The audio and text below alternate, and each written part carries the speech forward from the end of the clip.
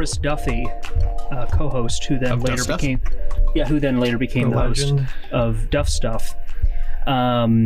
He just had his laptop, and he was just straight up playing Minecraft the entire time we were doing an episode. And it's funny because we've looked back on that episode. We didn't record it, unfortunately, but he was like, yeah, funny thing is, I made some really good points during that episode, and I wasn't at all distracted by the fact that I was playing Minecraft at the time. I'll stop playing CFDs. Yeah, we're bringing this up because of streaming. We're bringing this up because Michael is regaling us with the magic of xCloud. It's working though. Look at it, it's like legit. I mean, it's kind of like a little messed up because my data's not that great. But hey, you know what? It's working. Yeah, step in the right direction. Exactly. And this is the beta. It's not even like the actual release. See, remember Bobby's power is he does really well in games if he's podcasting. Yeah, exactly. Yeah, if we're playing Valorant, if he's like about to clutch or he it's like the onus is on him, we just start talking to him about whatever. Yeah.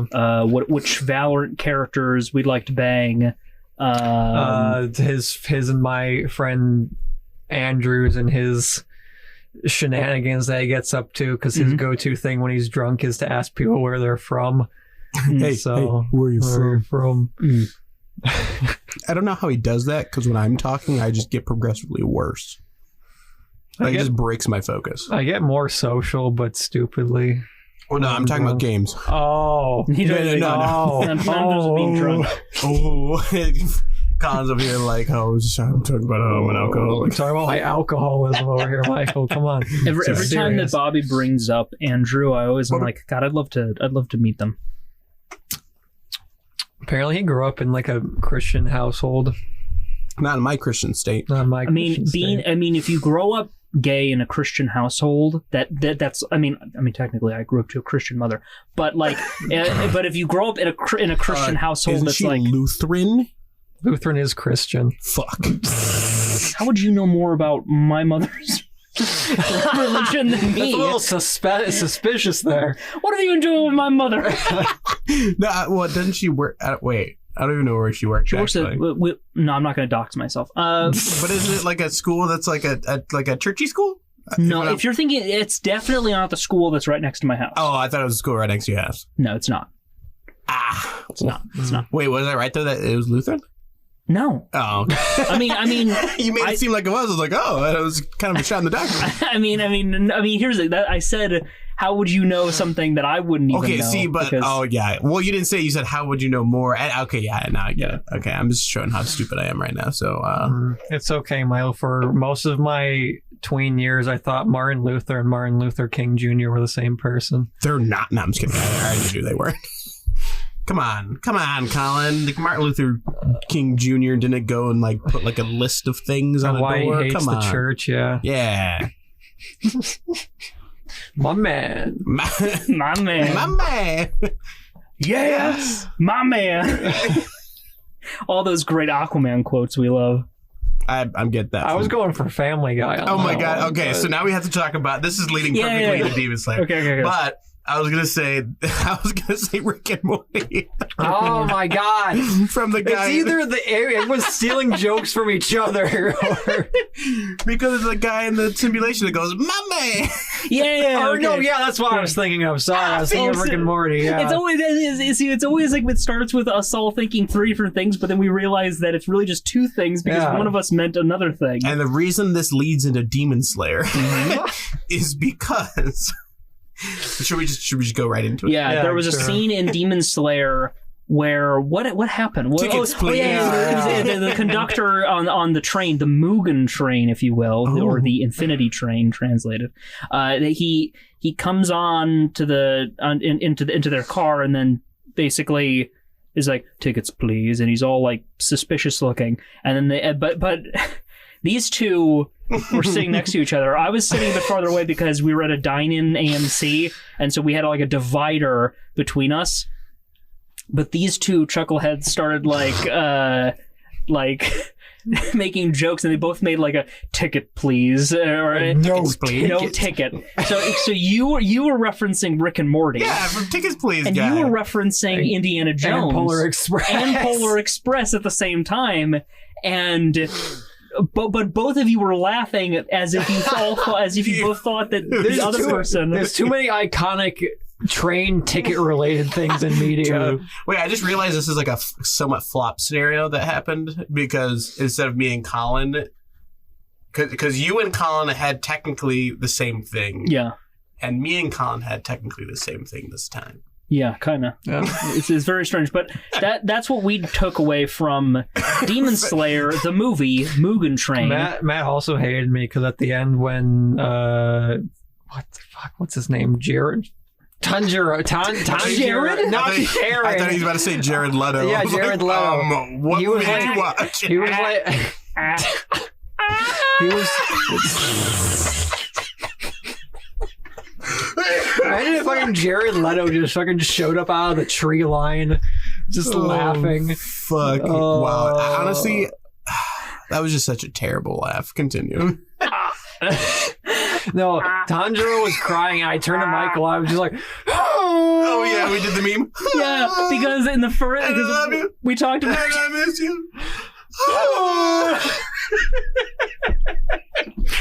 When we watched the first episode of Demon Slayer together in Colin's room, Colin just like straight up in the middle of a very emotional scene just went yeah, in the middle of like the main character's like family dying. Yeah, in his like most traumatic moment that he'll ever go through. That burn scar made me sick. What can I say? Oh yeah, he leaned across that divider just right past the fucking light near the call button to get food, and was like, that burn scar makes me sick. And I so desperately wanted to lean over that divider myself and go, I hope your future wife gets in a horrible burn accident.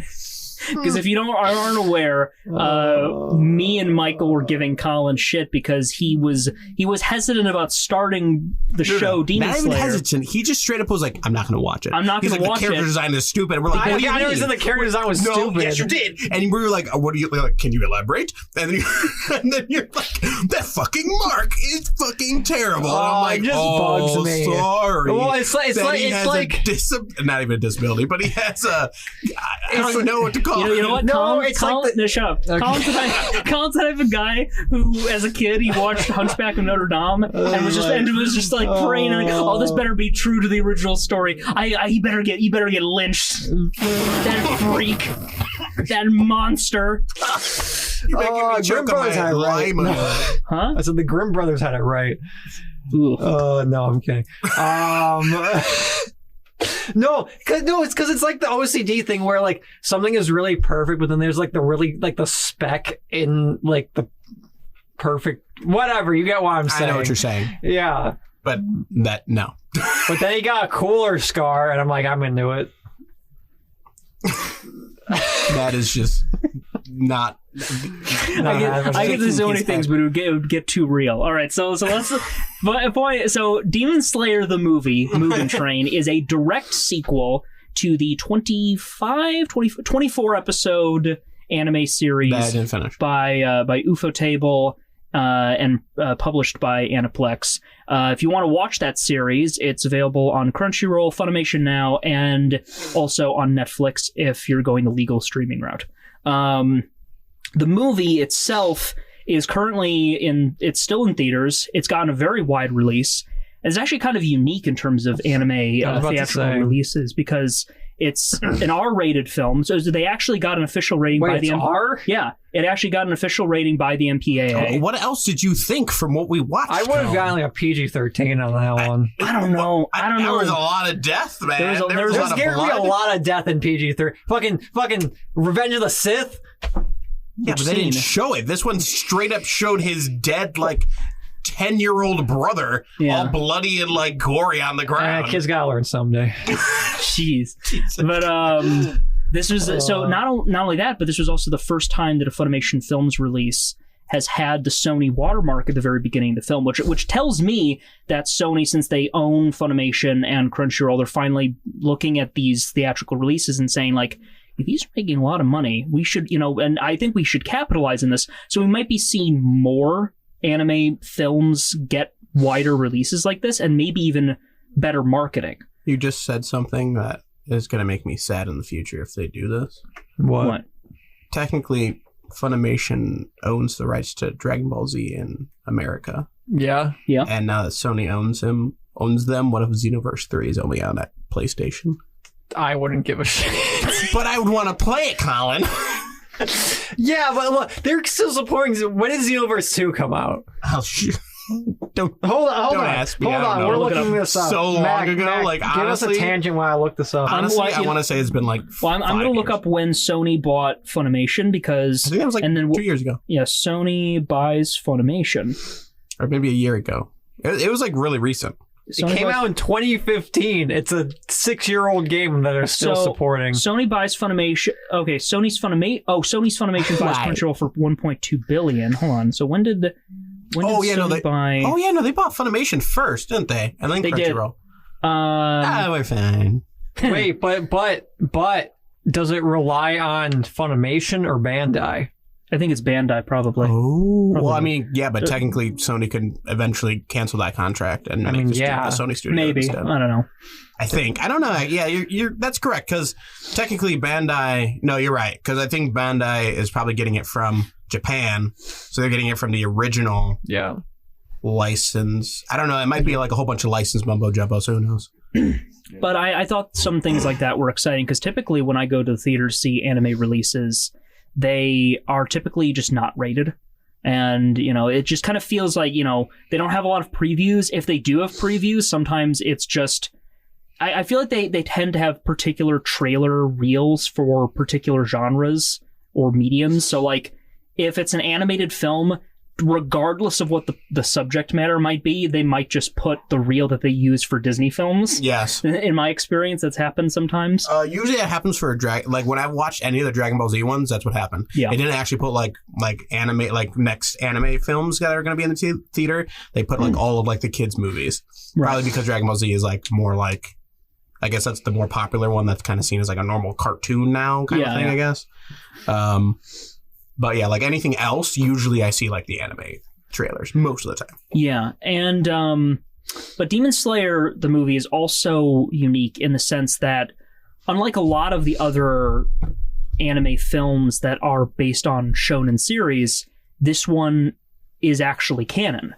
There are a lot of times, for those who aren't aware, there's a lot of times when something like Dragon Ball Z or My Hero Academia, they'll get these anime films, and those film releases, they're these non-canonical stories that kind of just there aren't a lot of consequences on the main plot line, so they're often dismissed as filler, but they're still fun because you'll have like, oh, why don't we take this new original character or an old villain and resurrect them and then just have everyone like get a bunch of big awesome fights.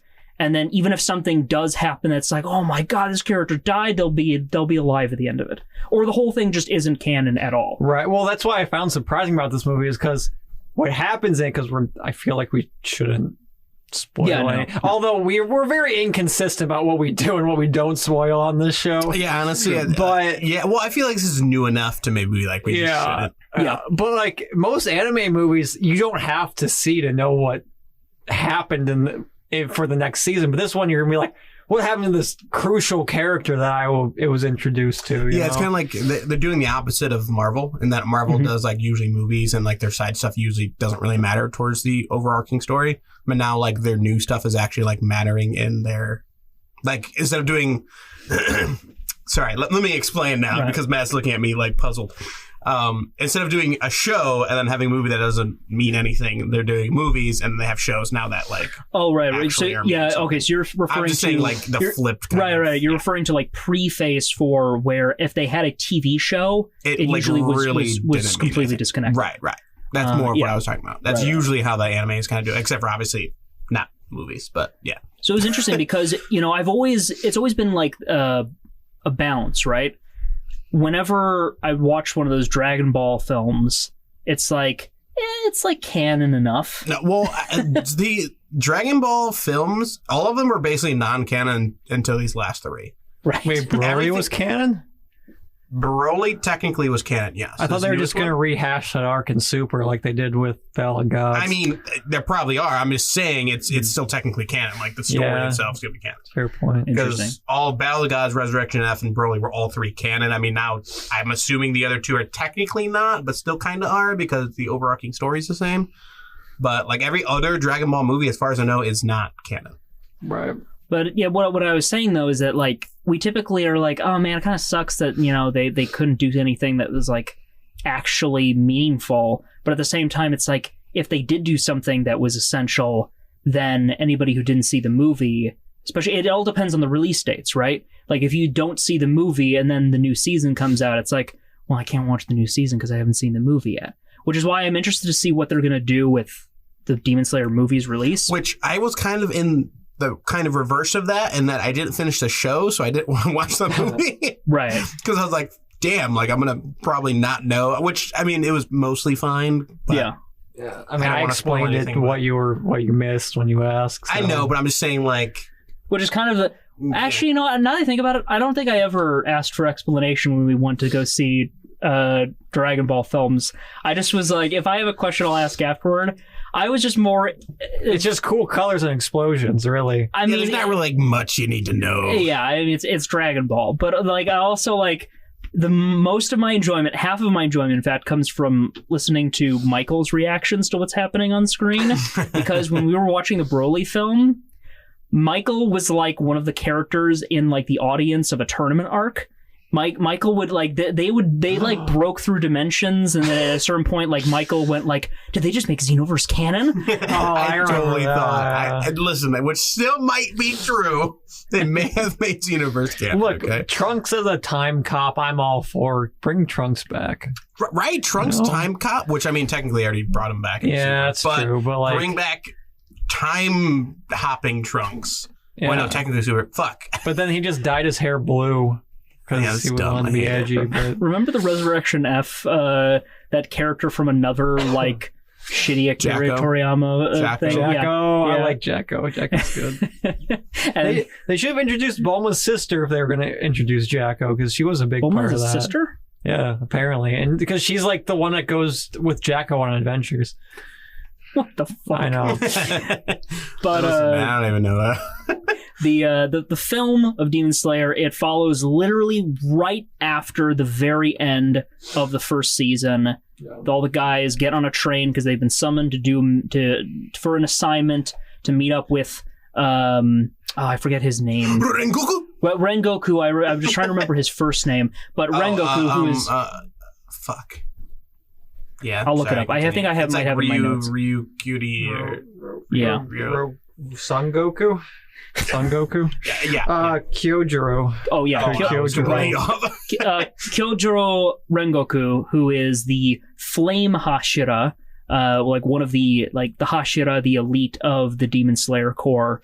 And they just meet him because there's been a bunch of disappearances on this train that goes from wherever they were to Tokyo, and so they are there to investigate.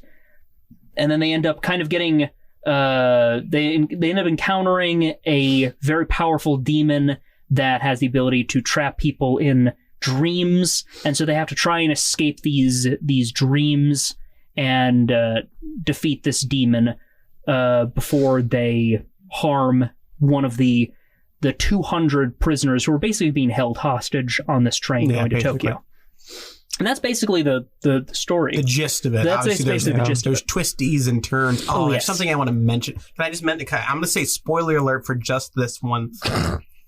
So okay, for the next is it like a minor spoiler or like a major spoiler? Because if it's a major, then I'm going to have to time code. Is it the thing we made fun of after the fact? Maybe. Okay. Like the stereotypical big anime twist. Yes. Okay, I feel like that's fine. That's fine. Okay. So like spoiler for the next like I don't know, maybe like minute. I don't know, man. But the fact that he was just like randomly like, now I'm the whole train. So in the context, there's a demon that can put people to sleep and basically steal their souls in their sleeps. Think like Freddy Krueger, essentially, in a way. But then when Tanjiro is like, oh, I got this guy by the ropes, and he's like, psych, I have become the train. Yeah, okay, so sorry, and I should remember. I should make note. Ever since the Alucard debate, I have to mention this. It sounds way cooler in the film than the way honestly, I don't know, man. I didn't even sound that cool in the film. I mean, it was fine. But I'm the train. I bet you're wondering why I'm not dead. Because I am the train. Oh, you know what I just realized? Have you ever watched Have you ever watched the IT Crowd on Netflix? British or American? Oh, British. There's an American one? I haven't watched either. I was just a joke. I watched like a little bit of it, I think. There's this one British comedian who's in that show. He always talks like this. He's always got a deeper voice on him. and now that you've done that impression, I so desperately wish that it was him who did the voice of that guy. Well, maybe in the English dub. That's a good point. We haven't watched I've listened to the dub trailer. It doesn't sound like that. This just got me, and I'll just do my impression. He sounds decent. It's just now that I have that idea in my mind, I can't imagine as anybody else. But really, it's just because of your impression of it. Your impression gave me that idea. Probably wouldn't sound at all accurate. Probably. But I just like the idea of him. He was also in Great British Bake Off. That actor. Oh, what a great show! Oh, it's amazing. Oh, I'm so glad we connect on that. But he was going to turn into a Great British Bake Off. You're probably wondering why I'm not dead, even though you cut off my head. Oh God, what does that remind me of? Shit.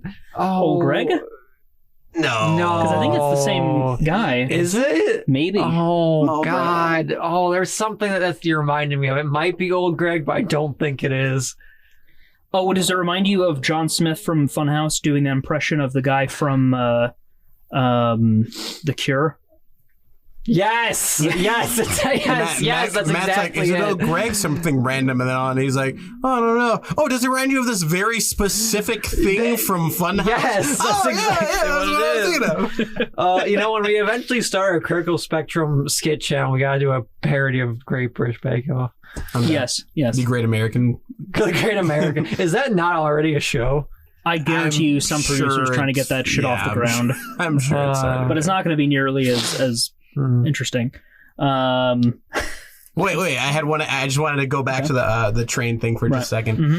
The fact that he like did that, and then the guy was like, "Oh, you know," before he even said anything, he was just like, "This seemed a little too easy." When he said that, I just had a flashback to Supernatural, watching it with Bella, because Bella showed me a meme. It was like, if they're ever salting and burning bones in the first 5 minutes of the show, it probably isn't right. And when that happened, I'm like, "There's no way this guy's dead." Well, honestly, I was like, is this really I was going to be really disappointed if that was actually the end of the movie. No, there's no way. No, of course not. I don't think they ever expected anybody to believe that was the end. Well, okay, again, see, we're never consistent with spoilers on this show. Spoiler alert. Listen, so long as we don't talk about anything that happens in the last, 45 minutes. Right, Well, see, that was one of the things I was kind of annoyed at, was the fact that they defeat Train Demon Man, right? Mm-hmm. But then this random other guy shows up, and I'm like, what the fuck? I felt like... Honestly, yeah. Sorry, you felt like what? No, I just felt like that was kind of just thrown in for the cool factor. Yeah, see, that's what my thought was like. I was like, oh, yeah, kill this guy. And all of a sudden, it's like, yeah, this, random ass, ultra powerful demon just decided to come down now and be like, hey, we'll fuck y'all up, man. You're like, whoa! Hey, you wanna become a demon? He just comes up with a trench coat, just opens up like, hey kids, wanna become a demon? Oh, that's what if Jared Leto was coming out and just said that? Wait, man. What? I'm having scotch in. Put down your drink. Put down that drink. We're over here drinking a limonade. Yeah, Sprite limonade, which pissed us off because they could have just spelled it Limonade, but they went Lymonade, but it's like... It'd be cool with kids. Also, why couldn't they just call it Limeade? Because that's probably trademarked by somebody.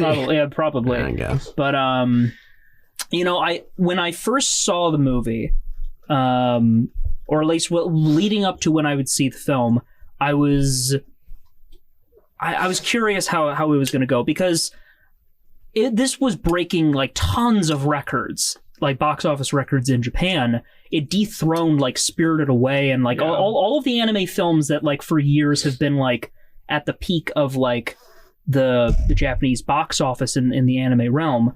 And so I was kind of thinking, like, is this really going to be like can this really be worth it? And then I got to the end of the movie, I was like, well, yeah, I mean, it's Demon Slayer. Because, I love that series so much. I think you're the one that told me, like, when Demon Slayer was coming out in Japan, they went up to Miyazaki and was like, how do you feel about Spirited Away being dethroned? And he's just like, dude, fuck, I don't care. Get off my lawn. Yeah, is he retired? He's I already made my billions. He literally like told him, it's like, I don't know, like, I'm just an old man picking up trash in my neighborhood. Like, it was literally like what he said. It was like, it was a really shitty interviewer who just like journalist who just like really thought that was an appropriate thing to ask the guy. And I mean, I don't have tons of love for Miyazaki as an individual, but like it's like, come on, man. Yeah, that was unnecessary. Well, I'm wondering if the reason Demon Slayer did so well in America was because literally nothing's coming out. Because again, Mortal Kombat made big headlines, and I'm like, I feel like that's because nothing else is coming out right now. Right. I mean, Mortal Kombat, I think it did end up beating Demon Slayer in the opening weekend, but they were like neck and neck. Yeah. Which again is another reason why I'm like, hell yeah, I love seeing the anime releases get like this big. But I was skeptical, and I will say that the beginning of the film was where I was the most skeptical, because it's like it's so clearly continuing right where the first season left off, that the pacing is just a little bit strange for the beginning of a film. Do you think they're gonna do like a whole recap of the beginning of season 2 then, for people who haven't seen the movie? They might do something like that. If anything, if events or characters come up in the story, they'll probably do like, what they always do in anime, which is like a quick flashback with some melodramatic orchestral piece in the playing in the background. That's what I think. I think they're probably gonna do like, it's probably gonna be like I don't know, like him training or something, and they're gonna be like, he's gonna like flashback and be like, remember that time on the train with Goku, and it's gonna like explain the whole thing. But that's gonna be my guess. But the thing is, as soon as like they got to the dream stuff and like everything like really kicked into high gear, I really appreciated the fact that they turned this into a film, because otherwise this entire arc, like I can already see that this arc from the manga would have ended up becoming like a 5 or 6 episode arc at the beginning of the next season, which is coming out later this year. And that would have been a really good, but really like feelsy way to start off a season. Yeah, as well as like with the whole like dream thing, I feel like and in a show, I feel like it would have been like 3 episodes just of that, and you probably would have got tired of it by then. So by turning it into a movie, and I don't know how long the manga arc was, or like how much was cut out, if anything had to be cut at all. I mean, this movie was like 2 hours long or something like that. Decent for an anime movie. Yeah, pretty decent length. So maybe like an hour 50-ish, I think. Yeah. And so, I think they did well with the time that they had, and they clearly understood, it's like, this is a very packed, concise arc. We should probably just do a movie of it, which I think was a smart choice in the grand scheme of things. It's just that when it begins, when you meet the protagonists, that's the only part of this film where I really felt like I was watching an anime film that is attached to a larger series, and that was a limitation, a natural limitation of it. Everything else I felt like really lent itself well to a cinematic experience. Right. And especially the action, the whole thing with the dreams, I was fearful that was going to go on too long.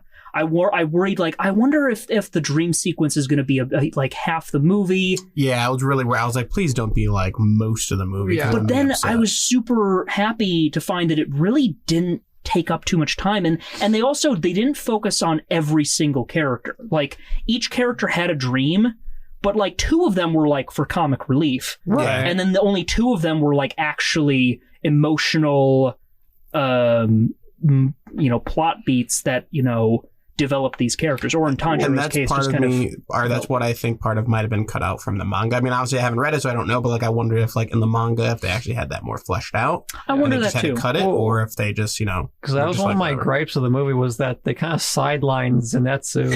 Okay, that was one of my gripes with the movie as well. I don't know. I haven't watched the show, so I don't know like the full extent of them either. Mm-hmm. But like, there was times where I'm watching, and I'm like, you know what? It'd be really nice if Zenitsu just fucking came in and just like finished this right. Right. So I have to ask, Michael, because I don't think we actually discussed it before going to see it. What episode are you on in the show? I have no clue.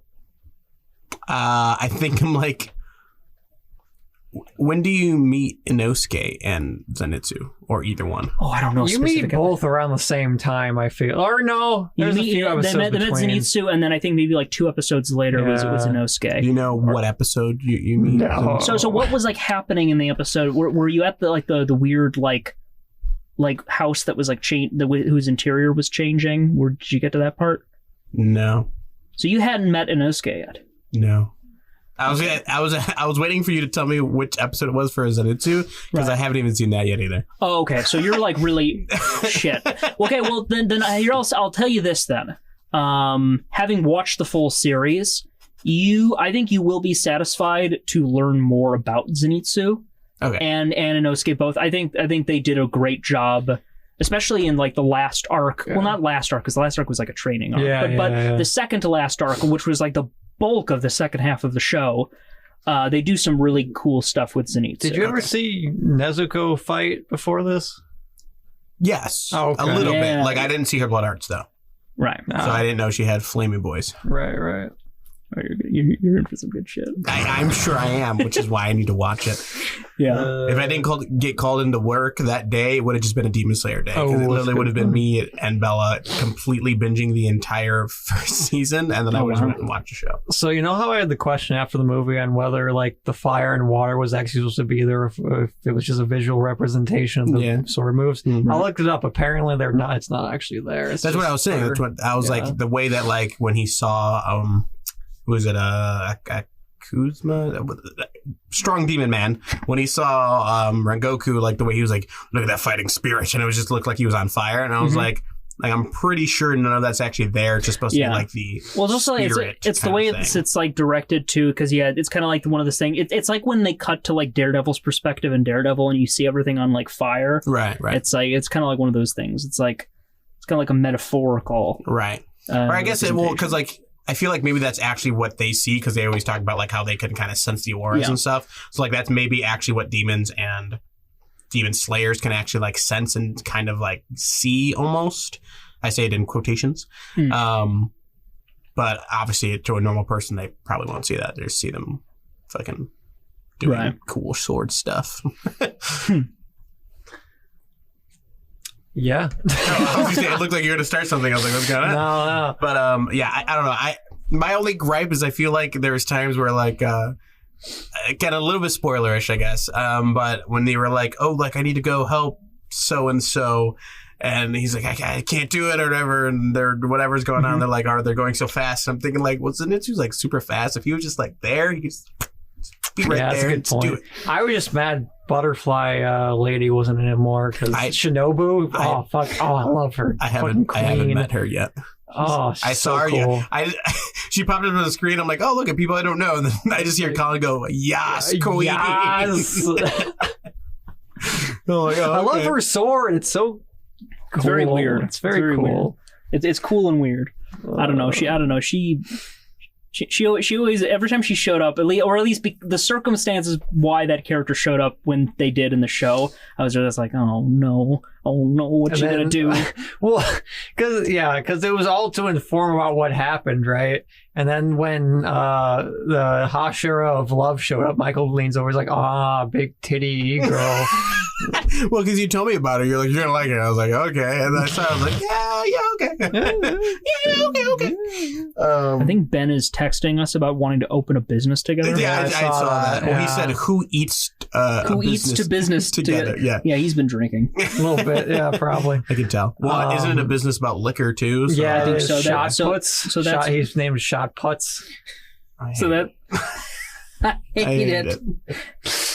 I hope you're listening. I hate it. I liked the way that they paired off the characters. I always like. This is why I love all the characters in the show, and when they pair off for like these action scenes, it's always nice to see the characters, their different styles mix. I really love any time that they pair off Tanjiro and Inosuke, because Inosuke is like I mentioned in my written review, which I'll put in the description, but they Inosuke is like he's like all like about like being like super like masculine, but he's also like his softer side comes out like in the heat of battle, like when like his friends are in danger, and it's just nice to see him and like Tanjiro, their personalities play off of one another. So I thought that having them together like fighting during like the climactic battles I thought that was a really good choice. Yeah, I agree with that for sure. But like I feel like because of that, that's probably why we didn't get to season it as much. Yeah, it's sad because I likes it. Well, but him being with Nezuko, I thought was itself like. I thought that was poetic in and of itself. Just like because since he's always. If you couldn't tell from the dream sequences, I could he's tell. He's simping pretty hard for her. Well, I leaned over to Colin. I'm like, I'm assuming he likes her, and then I kind of saw like in Inosuke's, and I was like, wait, does he like her too? Nah. Okay. He just cares about world domination and minions and shit. Nice. A man of culture. I liked how when Rengoku was explaining the different styles and how the various stereotypical like 5 elements branched off into other styles. I'm like, so you're telling me this is just Avatar 3 and Tanjiro is going to become the Avatar? Yes. Yeah. That's what I was saying when he was like doing that. I literally leaned over. I'm like, so he's going to become the Avatar? Yeah. At least the Avatar of water and fire. Mm-hmm. Well, I just like because he was like, ha. Nobody with a black sword that ever was able to master one element, or they never knew which element to master. It's so he's going to master all. Yeah, that's what I was thinking. Yeah. Well, there's the thing too, is because since they don't really know what the black one is, because I guess it's a bad omen. It's like the red shirt of Star Trek, No. I don't watch Star Trek. Red shirts are typically the ones who always die. Yeah. Oof. They're the grunts that are the extras in shows that die. Big oof. Yeah. All right, so don't wear a red shirt to any kind of Star Trek anything. Yes. Gotcha. Yes. Or else I will be assassinated. Shall we go to break, boys? I don't know. Should we? That'll be good, and then we can give our final thoughts afterward. I like it. Okay.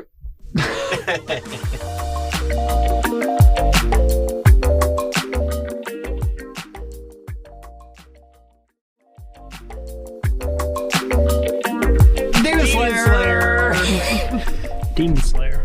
Demons the movie are slayed. Mugen Train. What's everyone's final thoughts on Supernatural, this? the anime. Final thoughts of Demon Slayer. Oh man, honestly, as much as again, for anyone who's been following this podcast since the beginning, we shit on a lot of movies that we actually do genuinely like. Mm-hmm. This is the same case. I was expecting to be like, this is not that case. No, I actually genuinely did like this movie. My one main gripe though was the just kind of thrown in secondary villain at the end there. Yeah, I can agree. My biggest gripe. So for me not seeing the show, my biggest gripe, I'm like, who the fuck is Rengoku? Yeah. And then like this whole movie was like kind of more about him, and obviously I don't want to go into spoilers, but like stuff happens. So for me, that was my biggest gripe. You guys understand it. I'm not going to spoil it. When you see it, you'll kind of understand it. Though I will say, as someone who's seen the show, he was literally introduced at the very end of the first season to promote this film. See, but that's the thing, is that if that's all he was in there, I'm kind of upset then. Because I feel like... But this is his film. I understand. I just feel like there should have been more for them to, like, kind of focus. I mean, maybe that's probably why they made it the movie, because... I don't know. Maybe for me, maybe his storyline would have been better in a show. For me, I feel like it'd been nicer to see it like stretched out a little bit more. I'd be curious to see how you feel after finishing the series. Yeah, that's what I'm saying. I feel like I have to finish it, but like from what you're telling me, if he's not into that much, I'm kind of like. Plus, I feel like, I feel like they should have made this arc just part of the show. Because I feel like Zenitsu and Inosuke kind of got... Inosuke not as much as Zenitsu, but kind of got sidelined. Yeah, I was really upset about Zenitsu being sidelined, honestly. Like, it's not that much because it really wasn't that bad, but like, I feel like they sidelined him because he would have been too useful in the story. Yeah. That's my opinion. They had to like purposely be like, he's not waking up because he would have been too good. I don't know. The thing with Zenitsu is that like, he's really... They even kind of go into it, and I'm being careful because I know you haven't watched all the show in its entirety, but like that part of him like that you see that part of him that kind of just activates in response to danger, that's the part of him that really has only mastered one form of that style of breathing technique. So he's really cool. I mean, all the characters can do really awesome shit, and the directing by what's his name? Shit, I had it in my notes. Haruo Sotozaki. Oh. I think his directing style, you know, he does a wonderful job with two particular things in Demon Slayer. It's making every character, however they may fall on the power scaling within the show, feel awesome, and two, focusing on the characters like really letting the viewer stew in a character's anguish and pain to make their successes and failures that much more endearing and climactic. And with Zenitsu, I think that you're right, like, he does some really cool shit, but I think that if they were to put him in a situation against those other foes, I feel like he'd get his shit rocked because of just the way that... And I think that a large part of the introduction of that second villain is to give the series and give the character something to strive towards going forward in the franchise. Like, yeah, I agree with that. I don't know. I feel like it does make sense. I feel like you're probably right, because again, I haven't really seen too much about him. I kind of know-ish how that kind of other side of him comes out. But I don't know. I just feel like I was like, especially when they're just like, we're not fast enough. I'm like, I think it's Zenitsu in there. Yeah, it's true. Get his ass in there. You want to know something really funny? And they let people pre-order the digital copy of Demon Slayer the movie on the PlayStation Store, and somebody fucked up. Oh, how so? Somebody fucked up, and when people signed up to pre-order it, they just straight up got the movie, non-digital. And so it got taken off. But a ton of people were able to watch it. People just the 1080p version is just out there in the wild now. You know what it reminds me of? Well, maybe not like that, but it reminds me of when Tom and Jerry came out, but it was actually the Snyder cut when people went to go watch it. Right. That's kind of what it reminds me of. Tom and Jerry didn't do well, right? No. Oh, God, no. Look, I love old cartoons like Looney Tunes and Tom and Jerry. Yeah, I let that shit die. Well, no, honestly, I think the reason it didn't do well is because they focus not on Tom and Jerry. Oh, really? They focus on like everybody else. But like what's that Brendan Fraser Looney Tunes movie? Looney Tunes Back in Action. I love that movie. I love that movie. I've never seen that movie. I don't think Friends. Wow, I've actually never seen that. I've only seen that's a D&D reference. That's a D&D reference to a campaign that hasn't happened yet. So don't worry. Both of those high fives suck. Aim for the elbow. There we go. Yeah. I've never seen that movie. The only two it's good. like real / cartoon movies I've ever seen: Space Jam and Who Framed Roger Rabbit. I've never seen Who Framed Roger Rabbit either. It's a good movie. Bastard, I love that movie. You know. Here's the thing. The Dip. you mentioned that they don't focus on Tom and Jerry. Why is it? Okay, movie producers. But it has Michael Pena. I don't give a fuck. Who? The guy from Ant-Man, but I got the man. Yeah. Okay, so Scoob, the Scooby-Doo film. Scoob. That was a really good impression, actually. Was it? I can do Shaggy pretty well, actually. Yeah. Maybe I can do it. I think Scoob. Better. That movie felt like it barely focused on Scooby and Shaggy. Felt like it was the least interesting when it was them and most interesting when it was everybody else. So why does this keep happening? We keep having these things that are like revivals of these franchises with like a focus on particularly iconic duos. Well, and then we don't focus on either of them. Yeah, I think part of it is exactly what you said. It's a revival. So what they're trying to do is because they're expecting people... They're expecting newer people to watch it. They're trying to grab that newer audience, I think, than the older. Because they're trying to be like, here's the duo, but like, here's these new people that we can use instead. But like, I don't care about those new people. But that's what I'm saying. We're not the new audience they're looking for. But I don't think even the new audience gives a shit. No. Well, that's the point, is that nobody really gives a shit. So they're kind of fucking up either way. The person who made Tom and Jerry made Popeye, and you know that the younger audience doesn't give a fuck about who Popeye is. Yeah, you're right. Although I will say the only like revival recently that has done that well is Sonic. Yeah. Sonic actually, yeah. Really? Yeah. No, have you seen Sonic? No. What? I did.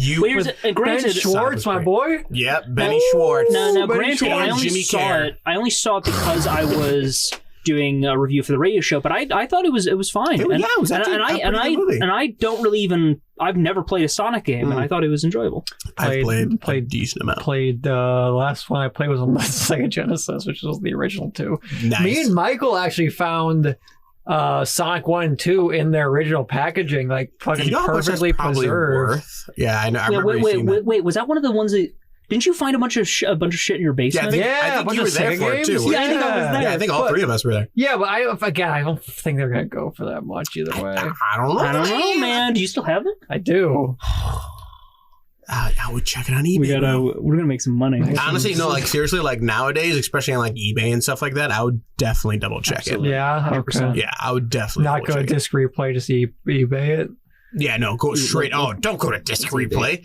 They're gonna give you like $10, and then they're like, so they're a better GameStop in that they actually give you a decent amount of money, but like they're gonna sell the shit out of that. Like they're gonna be like, look at this rare ass game that probably nobody else has brought in. I mean, who knows? Maybe it is like really popular or like really common, but like I have a feeling it's not, and they're gonna be like, oh, we're gonna sell it for like $300, and we're gonna give you like maybe like $50. Fair point. So what's everyone's scores for Demon Slayer, the movie?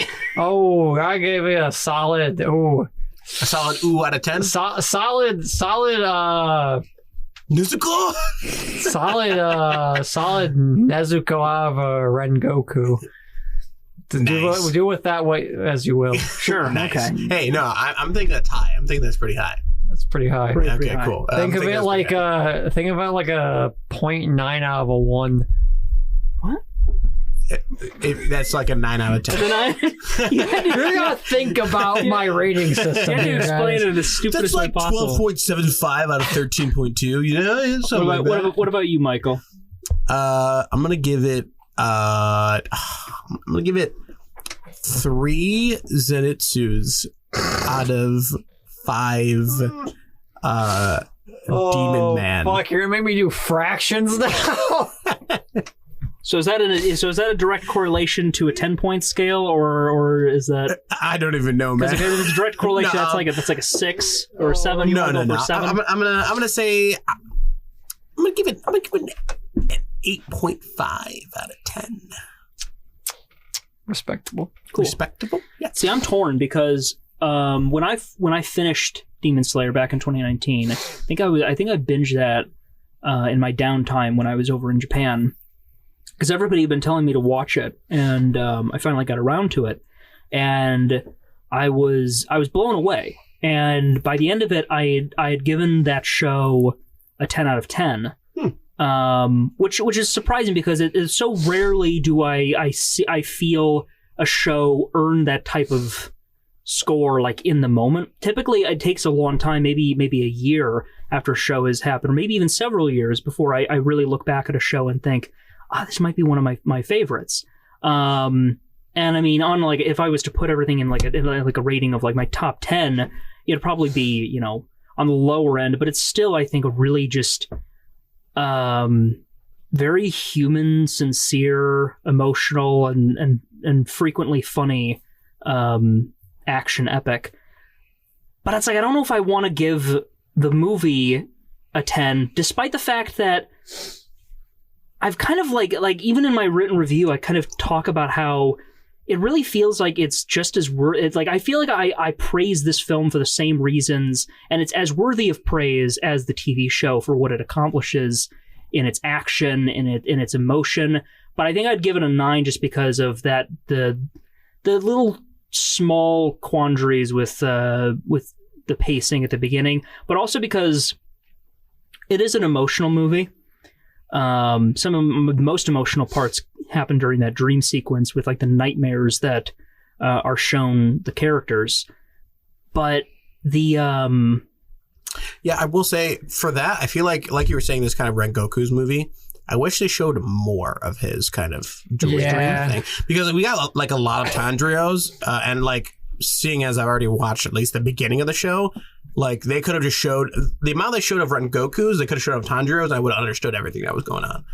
But like they really showed more into Tanjiro's. And I understand he's the main character, but I was like, if you're really gonna make this like a Rengoku movie, they should show more of that. Question for the group: which is the most protagonist, Deku or Tanjiro? That's tough. Deku, I think. Yeah, but I've also watched more of My Hero. You've also watched more of My Hero. Yeah, but I still think Deku for sure. Yeah. See, having watched a lot of My Hero, I just think that with Tanjiro, see, it's so intrinsically tied to the themes, right? Like for me, the thing that made me fall in love with Demon Slayer was the fact that in every time that I hated a villain that I really hated, and usually it was the villains that I hated the most, by the end, when they were defeated, you got these glimpses into the people that they were before they turned into demons. And it never ceased to make me feel like, it never ceased to tug at the heartstrings and make me feel for those people and feel sorry for them. And Tanjiro, not like, he didn't cease to like take them down or like defeat them, but there was definitely like a constant sense of like, constant theme of empathy running through the show. Right. And that was so consistent through everything.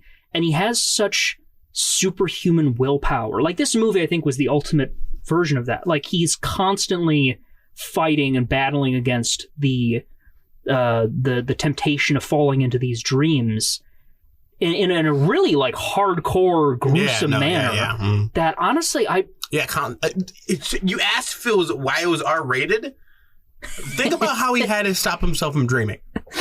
It was pretty fair gruesome. point. Fair point. So for me, I honestly, and here's I love both of them. I think Deku is is a precious boy, but I think for me, Tanjiro might be a cooler hero. Oh no! Don't get me wrong. I think Tanjiro's cooler. Yeah, he's just saying more of this like this most stereotypical like protagonist. Like who's someone who's about to be defeated, but then he remembers he has friends and is the most powerful being in the universe. Yeah, I think that's Deku. I think he's more like he's going to be defeated, and then he's like, oh wait, I'm the main character. I got plot on my side. I think I was overcomplicating it. Yeah, I think you were. So I was thinking in terms of like I was focusing on the hero bit, like who embodies the heroism Tanjiro more. Hands down. Tanjiro's way cooler. I think he's a way cooler hero. But Deku, I think, and I love Deku.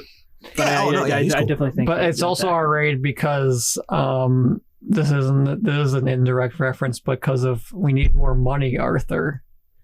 Oh, we need I got it. more we get money. More money.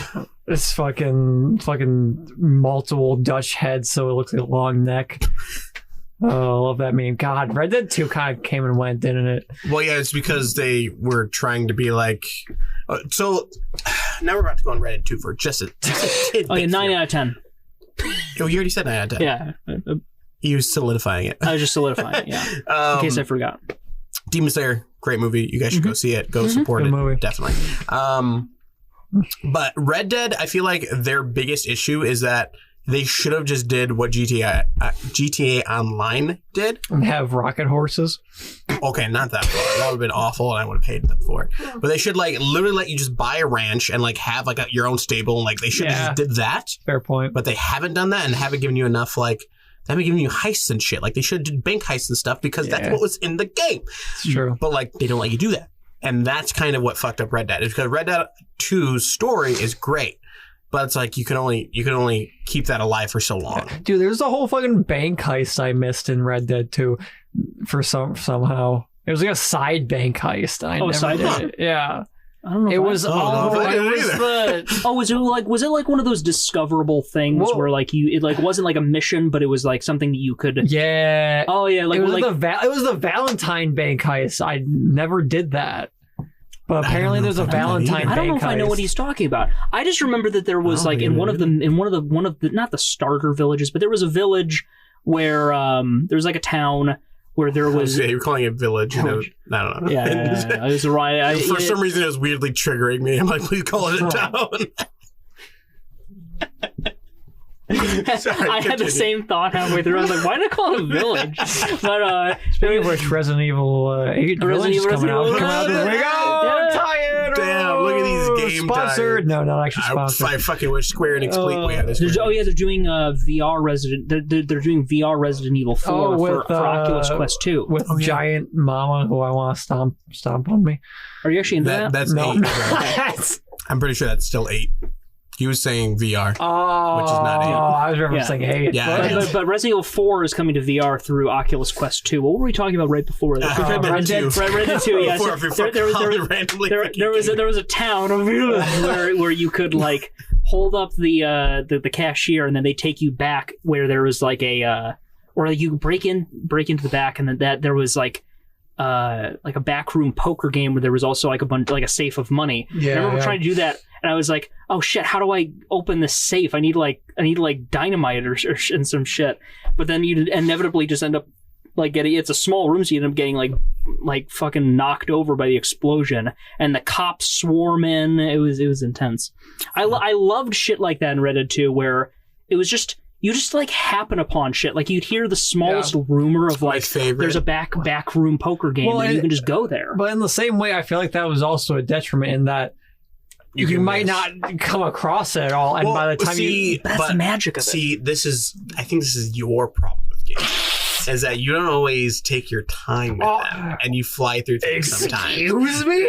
Listen, you watch Yasuke in one fucking day, okay? Fucking replaying the whole Dragon Age trilogy. And I'm like, fuck, this is a whole new game. He said replay. Yeah, because you're probably taking your time now. Because I played them originally when I was fucking 12 or 14. See, you have to replay now you got a big brain, so now you can be patient and enjoy that game. One of my favorite things with Red Dead is the same thing where I was walking around and then like you just hear like somebody go like help, and you're like what the fuck, and it's the whole in the basement of like one of the gun brokers I think, and you like find like that like dude. Yeah, remember that dude? The dude who was like in a sex dungeon. What the fuck? It wasn't really a sex dungeon. It was kind of a sex dungeon. It was kind of. I mean, you knew someone was getting fucked in that situation. Because it was supposed to be about his son. He's like, he reminds me of my son. He's not leaving. There's definitely sex stuff going on. All right, maybe it was. Maybe. But point is, a sailor's outfit. How was that not a sex thing? He was even a sailor's outfit. He was forced into a sailor outfit. Damn, this guy puts a grown man in really missed his son. Nobody puts a grown man in a sailor outfit unless they want to sexualize them. I should know. Good point. Good point. Still, now that's more fucked up than I even think of. Because it was supposed to be about now that I've made that joke, I should clarify. I don't think I've ever actually seen a sailor outfit. I don't even know where I would get one. Well, the stereotypical sailor outfit is from like the fucking 40s or whatever. They don't wear that shit anymore. Yeah, unless you go talking about like Scientology fucking. Now it's all about naval these outfits. sailors dabbing on some like battleships. So, in Watch Dogs 2, there was a whole quest line where you destroyed basically an allegory for Scientology, for the Church of Scientology. Oh, I remember that. And I remember that there was a guy who was like an actor who was basically a metaphor for Tom Cruise. He literally was, and you basically helped him escape Scientology by breaking into their church and then going down to the lower level where they had their like ancient rocks or some shit, and then live streaming yourself and showing that it was all bullshit. And then fake Tom Cruise is free. I'll say it. 2 better than Legion. 2 better than Legion. I just never could. One day I will replay it. It's just I never finished 2, but I finished Legion. I have access to all of the Watchdog games. I have not played any of them. the first one I actually think is underrated because it got a lot of shit for the for like oh the graphics aren't good, but I was playing it and I just felt like the controls were kind of jank. That was my issue. A little bit, but here's the thing about Watch Dogs 1. I still think it has the best driving. Well, actually, no. I mean, the driving it's really you will try to like drift and you will hit a lot of innocent civilians. Okay, so you know what my issue is? I want to bring this to something else for a second. Then I need to finish my point. Yeah, and then you can finish your point. Fucking GTA has spoiled us with driving because their driving is so good for an open world game. I think. But name one that has better driving for an open world game. Well, here's Batman the Arkham thing. Knight. I never played it. But here's the thing. Here's the thing, though. I saw a video the other day of how Cyberpunk fixed their driving, and I'm like, I didn't think it was that bad in the first place. Okay, so I hated the driving. I don't say the driving in Cyberpunk kind of meh. Oh, so here's the thing. Like GTA, I think the reason they're good is because they did Midnight Club. Because they made Midnight Club before, and it kind of like they kind of put it over in it, and I think that's why it's better than most. So my thing is, I hate the driving in all the games we just mentioned. And I you know what it is? Wait. Okay, but what is your favorite? What is the game that has the best driving? Simpsons Hit and Run. That's awful. God, I haven't played it since fucking I was 11. Did you just say that game is awful? No. I said the driving is awful. No. We're in a fucking nuclear mission. I can never get past that. We had to drive to the nuclear power plant and back. I don't remember that game at all. I beat it. I beat that game like 3 times. Because I put it on casual. Look, all I'm saying is listen. When I'm playing a car game, I don't want it to be realistic. I just want to be able to drift and do cool shit.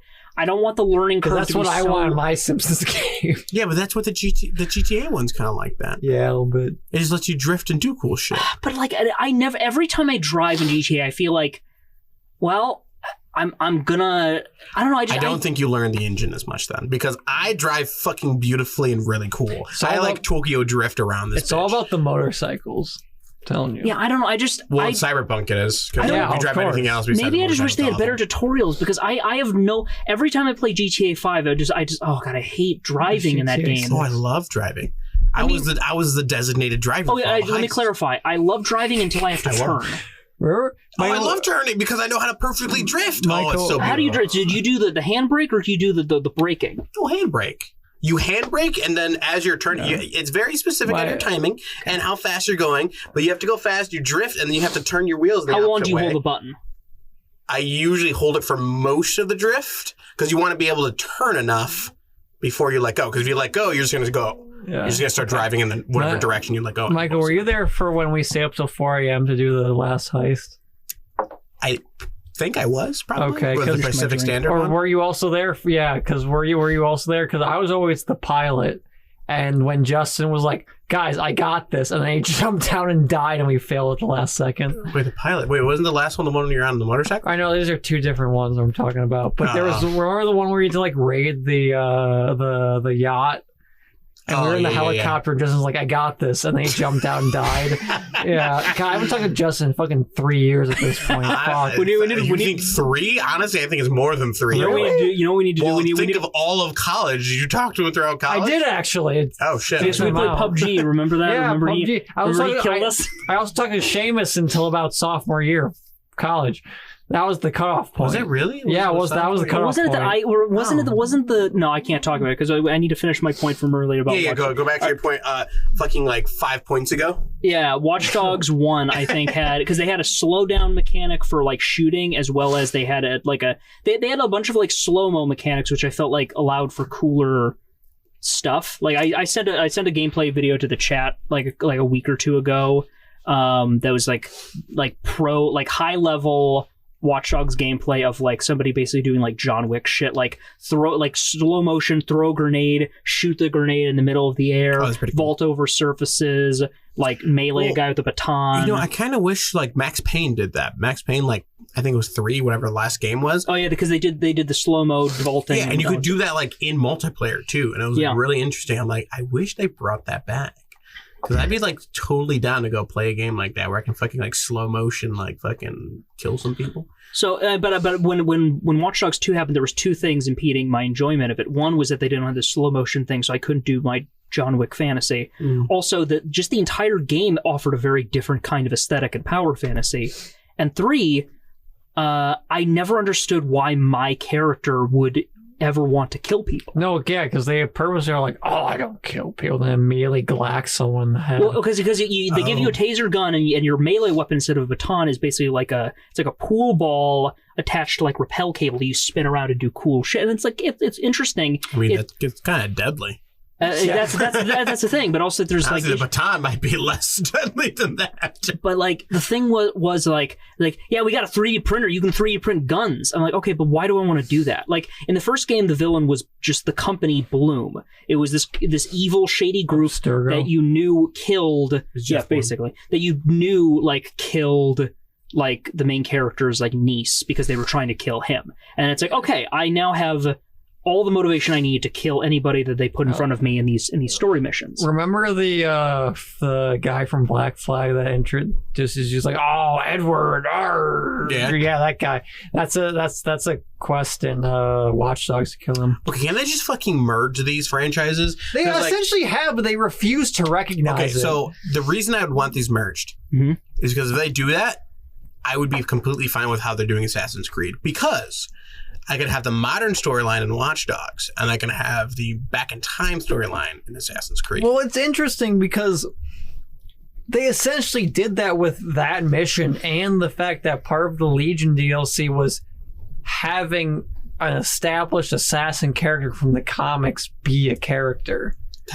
But they refuse to merge the two for some reason. Just fucking merge them, please. I just want them to start a new franchise that is basically Watch Creed Assassins Dogs. It's the Ubisoft equivalent of the Avengers. I want like the whole Templar angle to. I want to see how that affects a global scale, because I was thinking about this because I'm actually working on an essay right now that I might try contributing to. I might try sending to Polygon to see if they want to publish it, but basically it's going to be about why the assassins from Assassin's Creed are terrible at their jobs.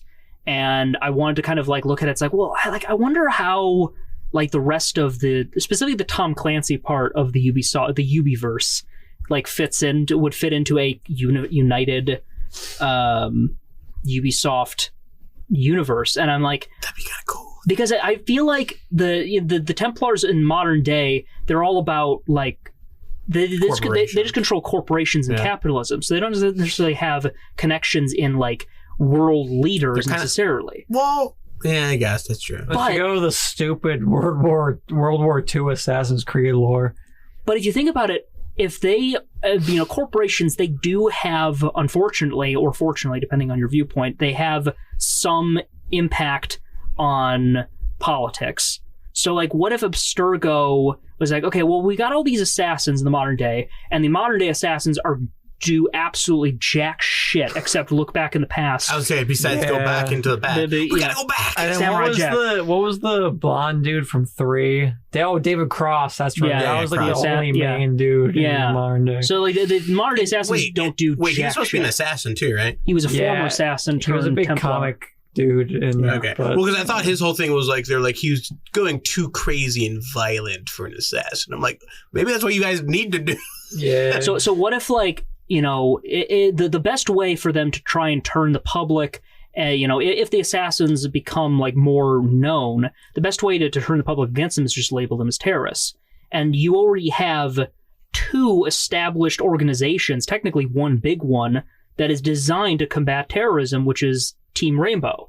So what if you base it, and which is now has Sam Fisher, a Splinter Cell. Yeah. Well, he's talking about all of the Ubisoft all the Ubisoft things. So what if they had a merged storyline where it was like everything coming together, and then you had like Sam Fisher, who's now training like Team Rainbow, and it's like this multinational anti-terror group that probably has to get funding from someone, and maybe it's corporations like Abstergo. That'd be interesting because in Legion, I forget the group, but it was like the established group in 2, but they were labeled as terrorists too. And then what they do is they fight, and it becomes like crazy fallout, and they're all like trying to fight and shit, and then the division happens.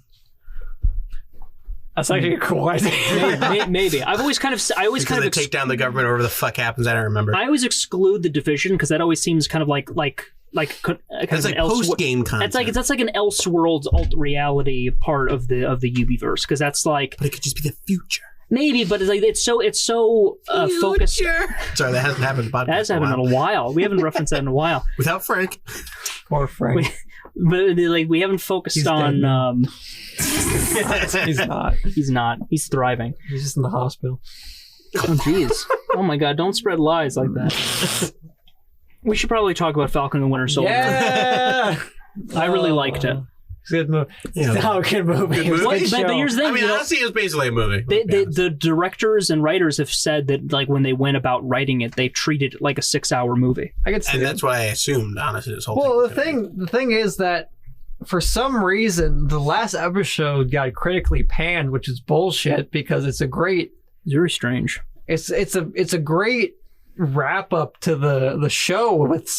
Okay, we're gonna get into spoilers. Let's be honest. Yeah, we're gonna. This is gonna be a spoiler. I mean, I guess most people have probably seen it. To be fair, at this point, it's been out for like a week. Sam becomes Captain America, which is the most fucking American thing, with him being a goddamn eagle with the shield. So fucking cool. Technically, he's a Falcon. But it is the coolest fusion of two heroes. What if they just called him opinion. American Eagle? Honestly, I'd be into it. That'd be kind of. I'd be into it. They could do a clothing line. That's a good point. I will say, for it being called Falcon, the Winter Soldier part, I know he was supposed to be supporting cast, but he kind of got sidelined in the end. See, that's the thing, is that going into it, if you haven't followed it, you wouldn't expect him to be considered supporting cast. You'd expect him to be like one in this, right. Like basically two main characters kind of thing. And I feel like he did kind of just fall into that supporting cast more than the main character kind of thing. My argument would be that the Falcon, he took he was the star of the show with the sixth and final episode, because really the show is at its core about Sam, but Bucky is just as important in helping him reach that place. And I would say that the biggest parts of Bucky's development, and for me, when Bucky's arc truly concluded, like the bulk of that work was done in like episodes like 4 and 5, because you have moments like him with Zemo, like putting down the gun and dropping the bullets in front of him.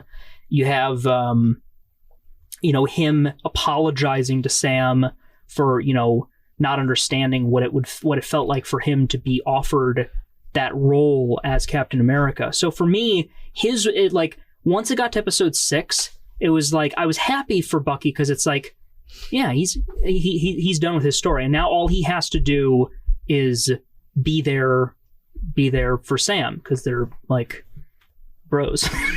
Yeah, I don't know. I just feel like they should have.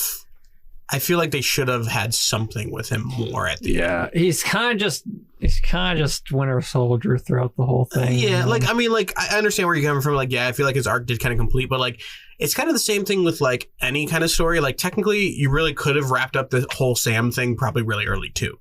You could have done that realistically. It's true. It's just, they chose to make, add more to him, which is fine.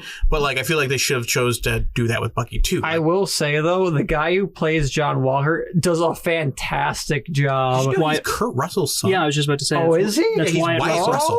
Yeah, I didn't know that. I was like, what? Oh, he does a fantastic job of doing a hateable Captain America. But also kind of like, you kind of feel bad at the same time too. You're like, fuck, like I want to hate you, but like at the same time, I kind of like get where you're coming from. in a way, this show is kind of, it is in a sense a lot about people who've been kind of unseen or left behind, or in a sense are victims of their circumstances. And John Walker, to me, is like from the very beginning, or at least early on, and even later, like even as he was doing like some awful shit, I kind of got the sense that he was kind of a victim of the like American war. Oh mechanism. Oh yeah, sure. And he was kind of he really was kind of this victim of American imperialism, and it's just this very tragic thing to watch unfold. And he thinks about like everything that he does wrong is out of his self-doubt, and everything that he wants to do right is out of his desire to be better than the person that he was when he did terrible things for his country. Well, going off of that, a few of the reviews I read regarding the Flag Smashers, they're like, "Oh, why did the show try to make me sympathize with them?" Yeah. And I'm like, sure, they're terrible people in that they killed innocents, but in history, you still have to understand that they're people, and you have to understand the reasons why they did the terrible things that they did. Well, and part of it too is that they really didn't even make you sympathize with them after. They try to make you sympathize with the cause they were fighting for. Mm-hmm. Like if you realize throughout the show, in the beginning, they were like, they're trying to make you sympathize like way more because they're just like, they're not even killing people. But once they started killing people, like the show turned into like, now we have to stop them and possibly kill them because they're trying to kill people. And you know what I thought was brilliant about those first 2 episodes is that I felt like they weren't even trying to make us sympathize. They told us what they were, and then they just kind of they went about their business. And there was a lot of like there was a lot that was left up to interpretation, I felt. Yeah. Because in those first 2 episodes, like we hear Torres, Falcon's like friend in the military, him kind of just, he describes what their supposed goal. To be the next Falcon, by the way. It would make sense. He kind of describes what they are. It's like, they want a world unified without borders. And in my mind, I'm like, that's a very odd thing to just say casually, as if that's the reason I should be thinking of them as antagonists. It makes you rethink. And then second episode, Bucky goes inside the truck and he's like, they're stealing the vaccines, food supplies. And the thing about it, and this is another reason why I love the show, is that a lot of what the Flag Smashers do and the way that they do it obviously is, it's very morally contentious. It's the thing is though that the reasons they're doing it, it feels very relevant because you have situations right now. There are countries that are struggling to combat COVID-19. And there are warehouses full of supplies that could be used that aren't being used. Vaccines that will expire. Yeah, hell, if I can replace the Flag Smashers with the Avengers, then there would be no problem, essentially. Yeah, I think that's part of what creates kind of a not a double standard necessarily. I think it just because so what are you guys are generally kind of like okay with the Flag Smashers? Honestly, as characters?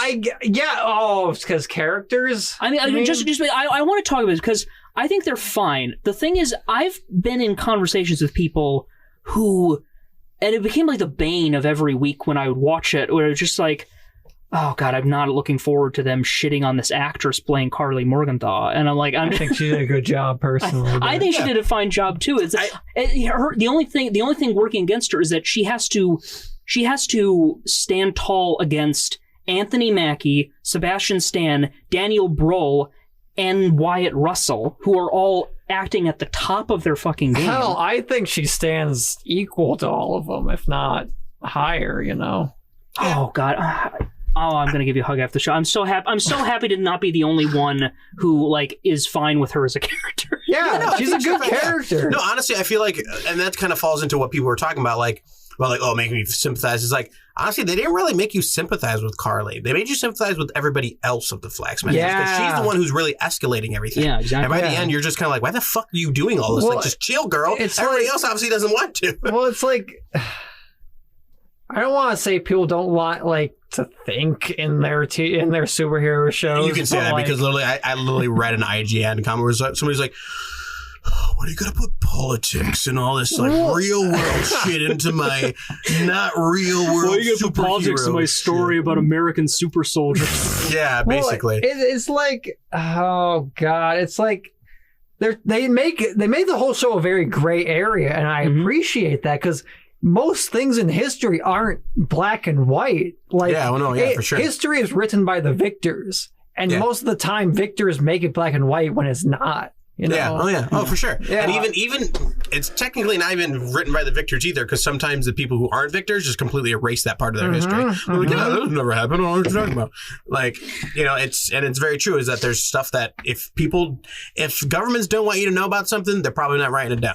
Oh yeah. You know, another thing that I think contributed to some of the negative opinions of Carly and the Flag Smashers is that there was this point that, like, I never found her intimidating, and it's like. I kind of feel the same way about Kylo Ren from the sequel trilogy. It's like I never thought that he was intimidating, but I also never thought that he was meant to be. No. I never thought that he was, because to me, he wasn't. I don't think he was. Because to me, I always just figured, like, this is the person who you like. As soon as he takes off that mask, it's like, he's a kid. It's like the moment Spider-Man, but he's a 30-year-old kid. I know. The point is like he's still just like a young guy. Like he's just a young. It's literally like you have like it's like Darth Vader. It's like realistically when Darth Vader was like in his prime, so to speak, and like evil, and everybody's like, oh shit, it's Darth Vader. What was he? Probably like 40. I don't know. Right, but he didn't act like a spoiled kid. But that's what I'm saying, is that then you have somebody who is like a younger. Basically a kid trying to pretend he's Darth Vader because he's like he's trying to fake it to make it. Yeah, exactly. And you know, that's a thing that for me, when and admittedly some of it is like I had to look into it, and I loved analyzing that part of the story, because I love any like action story that has like political themes like this. Like one of my favorite shows of all time is like Ghost in the Shell standalone complex, and the second season has like a lot of themes that, like, for a show that came out in 2005 or 6 or wherever, like it has some pretty like prescient commentary on topics like fake news, or even like it had fake news, because it was like the villains were like manipulating like the political narrative of Japan to essentially turn the public against the like refugee crisis. There was a refugee crisis happening within the show, and it led to this very tense conclusion. And I love shit like that because it's a parallel to real world events, and also for shows like Ghost in the Shell, like 90s and like early 2000s science fiction writers, they predicted a lot of shit that was like that totally ended up coming true and ended up being accurate later on, especially in the realm of technological advancement. So I love stuff like Falcon the Winter Soldier when they talk about, you know, the flaws of international aid, or an abundance of resources that aren't being used. For me, when I see Carly as a character, I see a girl who, you know, she's young, she wants to change the world, she wants to be a positive force, but she's constantly getting, you know, I get the sense that she was someone who constantly felt like she was being ignored, like she wanted to do something, but she felt like she couldn't, and people were like, well, what can you do? Right. And then she gets the super serum, she steals it along with all of her friends, and they all now, suddenly they don't have to, you know, like, it doesn't matter what they are, what they look like. Well, they can have the power, and as Zemo says, it can be corrupting. Well, which is in a way is a very powerful statement about current affairs, in that if you're not a politician, unless you show some sort of force, you're not going to be heard, you know? Yeah, no, that's true. It's like, unless you're, unless you're infamous or famous, you're really not going to be heard if you don't have that kind of power or backing, realistically. Yeah. Which is obviously, I mean, that's kind of just the way of things. Which has been like that forever at this point. But that's also why I like the ending of Falcon and Winter Soldier, is that it was very realistic, even in the world of aliens and superheroes. It felt like it could happen, you know? And, you know, in the midst of all the realism, it also, it reignited a love for the genre that had, for a long time, there's been a lot of, there's been a little something missing from, I think, a lot of MCU stuff. And it's just the simple act of not only people saving other people, but that, like, heroism being recognized and cheered at. The fact that this finale took place in New York City, a lot of critics that I've been following, a lot of them were kind of comparing it to like Sam Raimi Spider-Man films. You have your great moments where it's like, you know, they hit like Falcon like going down onto the bridge, like saving those helicopter pilots, and then you know, your classic like New Yorkers clapping like, hey, it's Captain America. Hey, it's Captain America. Hey, that's Black Falcon. No, that's Captain America. I love shit like that. I've loved shit like that ever since, and they've done that in like every single Spider-Man film. They've done it at least once. So so it's just great. Any superhero film that takes place. Yeah. Hey, want some shawarma? Oh my god. And any Avengers, any like superhero film that like has big stuff like that happening in New York City should at least try to do that once. And really anywhere that a superhero film takes place, if it applies, they should try to have that sense of like heroes saving people. That's right, like there's somebody here and they're getting saved. That's why the conclusion of Man of Steel was disappointing to some people, because he wasn't really saving as many people as he could have. Right. Whereas Avengers, the conclusion of that, they were saving people constantly. They went out of their way to show Hawkeye like getting people out of like trying to evacuate a bus, or like having Cap run into that restaurant with where the girl from Critical Role was. Yeah. Ashley Johnson. Ashley Johnson. Oh, Ashley Johnson. Yeah, she was the waitress in that restaurant. Well, also the voice of Ellie in Last of Us. It's funny because Ashley Johnson isn't really a voice actor. She's more of a live action sort of person. Because when I showed my dad Critical Role, he was like, oh, I know her from the show about the woman who's tattooed like it's out of the bag in the middle of a train station. It was a crime show for a while. I thought he was saying the title of something. No, man, I don't remember. I'm like, wow, what a long ass title. I don't know where I'm going with that. Sounds like a light novel title. I don't know where I'm going with this Ashley Johnson rant, but continue, Matt. But it was really nice to see a superhero, like an MCU thing, focus on being in New York, saving people, and people just being like happy to see a superhero. And it has that extra bit of importance because it is a black superhero. And Mauricio on YouTube, he has a channel called Brown Table. He talked about the finale, and he talked about how like he used to not really, him as a Hispanic American, he never really got why representation was like super important. He was like, oh, I care about the characters being good in and of themselves. And then he saw Spider-Verse, and he was like, oh, that was like just seeing some representation that he could relate to, since Miles is biracial. Right. That meant a lot to him. And a big theme of Falcon and the Winter Soldier throughout has been themes of like legacy and culture and race. And I think that it really I forget if it was Brown Table or if it was High Top Films that said it, but that they said that this really is a show about representation. And I think that that's really beautiful. Well, it's also like I'm all for Sam being Captain America, or fucking American Eagle, which I'm going to call him from now on. American Eagle is badass. That's a badass name. But like, I'm all for the second phase of Marvel, because I love the fourth phase. It's fun. I love fusions of heroes, like fucking fusing Falcon and Captain America, fucking flying around chucking the shield at people. Honestly, in that one episode, he did like, honestly, I think cooler shit than Steve has done. Oh like, yeah, all of it for sure. Just like flying around, fucking throwing the shield, catching it again. Like when he just threw it out the window and then flew and caught it, I was like, that was fucking badass. You deserve this asshole.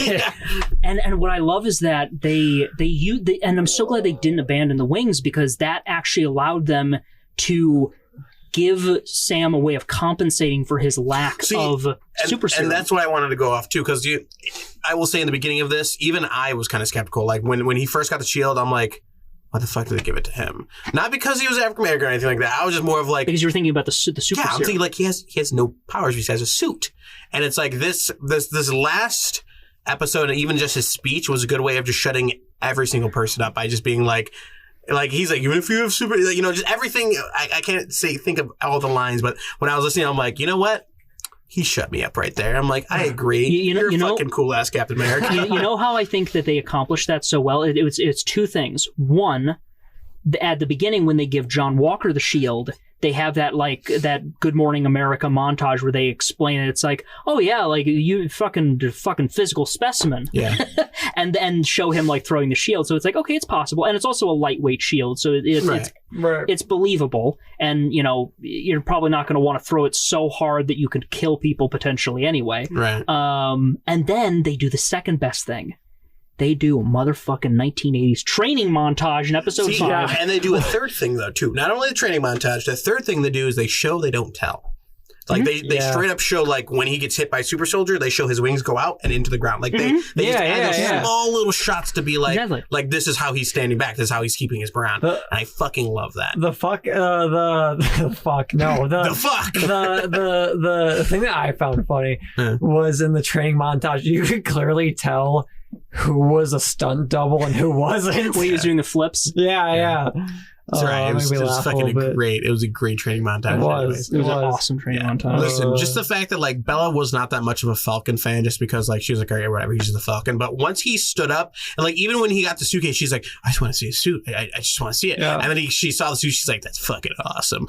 Just the fact that Bella, my girlfriend, who really is not that like she doesn't talk about that kind of stuff. The fact she was like, that fucking awesome. Like she actually said it out loud. That was awesome in that film. I'm like, or that scene. I'm like, yeah. That's when you know it was good.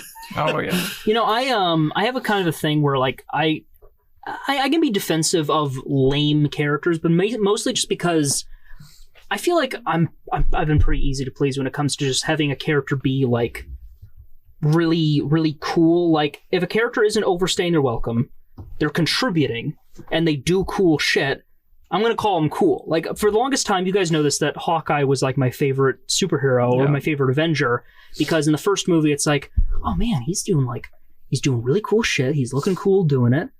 Despite, you know, going up against gods and aliens and all that shit. And he's also got this air of mystery to him. It's like, I want to know more about this gentleman. He was really awesome. And I love that shit. So... when I sometimes you see people on Twitter talking about like, oh man, fucking what can Black Widow do? What can Falcon do? And it's like, this isn't fucking DBZ. People's worth is not proportional to how many gods they can kill, planets they can blow and how many up. planets they can destroy. Like Black Widow has consistently had some of like the coolest action scenes in the MCU. She does not deserve your shit. In a fucking Twitter thread because it's like, yeah, we get it, you like Wanda, I like Wanda too, but I didn't like Wanda because I do kind of like Wanda because of the magic, but I didn't just like her because of the magic. I also liked her because Elizabeth Olsen can act and does a really great job. And she really does queen. Honestly, okay, so sorry, random tangent for a second. Frank, Bella, and Frank's girlfriend Lauren. They were talking about how, we were kind of all sitting down for his birthday. By the way, his birthday was 26. Hey, his birthday Keller. Oh my god. Yeah. But we were talking about who we think are the sexiest actors and sexiest actresses. Oh, nice. In MCU or just in general? In general. Okay. And Elizabeth Olsen was at the top of our list for the sexiest actress. Nice. I would disagree. Who would you say? Angelina Jolie. No. You are out of your fucking mind. I'm gay and I'm calling bullshit. I'm always gonna go with the voice actress who played Sabine, but I can't remember her name right now. Hold on. When you see Angelina Jolie from The Tourist, you will change your fucking mind. Show me. Hold on, let me find like a. See it. We're gonna have to put this on Instagram, by the way. We're gonna have to put like Angelina Jolie and then look at her. I mean, she looks really cute. Yeah, she looks really I don't know, but the thing with... Who is that? What? Elizabeth Olsen. Oh, okay, yes, I'll give you that. My problem with Angelina Jolie is because I'm not as the big lip sort of thing. Oh, okay. That makes sense. But she is a very beautiful woman. Yeah, that's right, Tia Sakar, personally, is always going to be my favorite. The voice actress for Sabine from Star Wars Rebels is always my go-to celebrity. I don't know. Tiya. Oh God. SIR. Oh, Tia Sakar. Oh, I see why you like her. All right. Mm-hmm. She's very. She's very pretty. Yeah. Elizabeth Olsen better. It's good. What? I said Elizabeth Olsen. And then I said Ryan Reynolds was my favorite actor. If you that's great. I can see it. Yeah. You know, he was also very attractive, and like I feel like they just Jensen Ackles was also. George Clooney. Jensen Ackles, Ryan Reynolds, and Henry Cavill was our top three. I'm not gay, but if I had to pick a celebrity actor to bang, it'd be Jason Momoa. Really? Well, hold on, wait. Hold on. Ryan Reynolds from Amityville Horror, though, like. Look at him! Look at him! This was like a horror film where he was like a dad in a horror film. Look at him! Look at that! That's just not fair. There's another one where they you can tell they like pulled down his shorts to show off his like Adonis. See, my problem with that one is that look at that! Look at that! I'm not a fan of the beard, honestly. On you don't like that? Because here's the thing: I only would go with Chris Evans if he had the beard from Infinity War. Really? I like him more when he's got the beard. I'm more of a clean-shaven man myself. Okay. But That's better. Huh? Beards are better. I like how you say that, and all three of us have beards, bro. I mean, that's a fair point. But again, that's because he doesn't. I'm not going to bang a dude. That's because Colin's in a league of his own. That's why he's got the beard. Oh God! I remember I was talking to my friend Cole in Japan because he had just shaved, and he thought that I was saying that like having a beard was a disadvantage to him, but I was saying like, oh no, well, you know, Cole is just such a stud, he has to shave to beat the pussy back. and he was like, oh, you're saying the beard is an advantage. I was like, yeah, absolutely, you're cute as fuck when you have a beard. See, for me, I've had mixed opinions. I've heard people like the goatee more, but then I've also heard people like the beard more. Listen, the goatee is still a form of a beard, because you know what it is? Because it makes you look like you could be a supervillain, and that's sexy. Exactly. It's the danger aspect. I look at you and I'm like, I will rule the world. Yeah, like when we were picking up Alex the other day, hey, I had the scarf on, and Matt was just laughing because he's just like I could just imagine you be like, hey, get out here from this fucking limousine or whatever. Oh, Jesus. You hear that scream reverberate off though. I heard all that. We're gonna be hearing that. But yeah, so like there was two things. I was watching. Funhouse did a podcast a long time ago where they were rating the hottest dudes in Hollywood, and they talked about Ryan Reynolds from Amityville Horror and also from Blade Trinity. Who? Wait, sorry, what? Blade Trinity. Well, Ryan Reynolds, but from Blade Trinity. Like his body. Listen, just Ryan Reynolds in general, man. Just come on. Like his body. Listen, when he was bald and burnt from Deadpool, bro, I'd do him. Yeah, like just like she said, like it's a face I could sit on. Again, I'm not a fan of the beard on Ryan Reynolds. Look at the fucking body.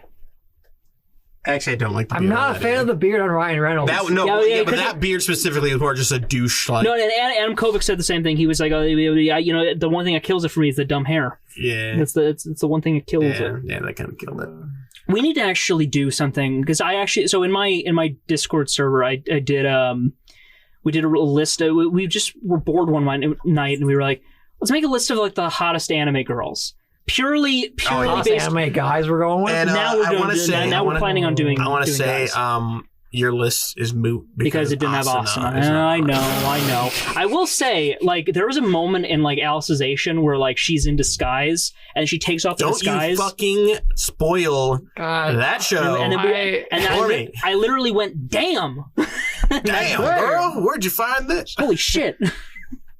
But yeah, back to Falcon the Winter Soldier. Can we include characters from Dream Daddy in there? Who?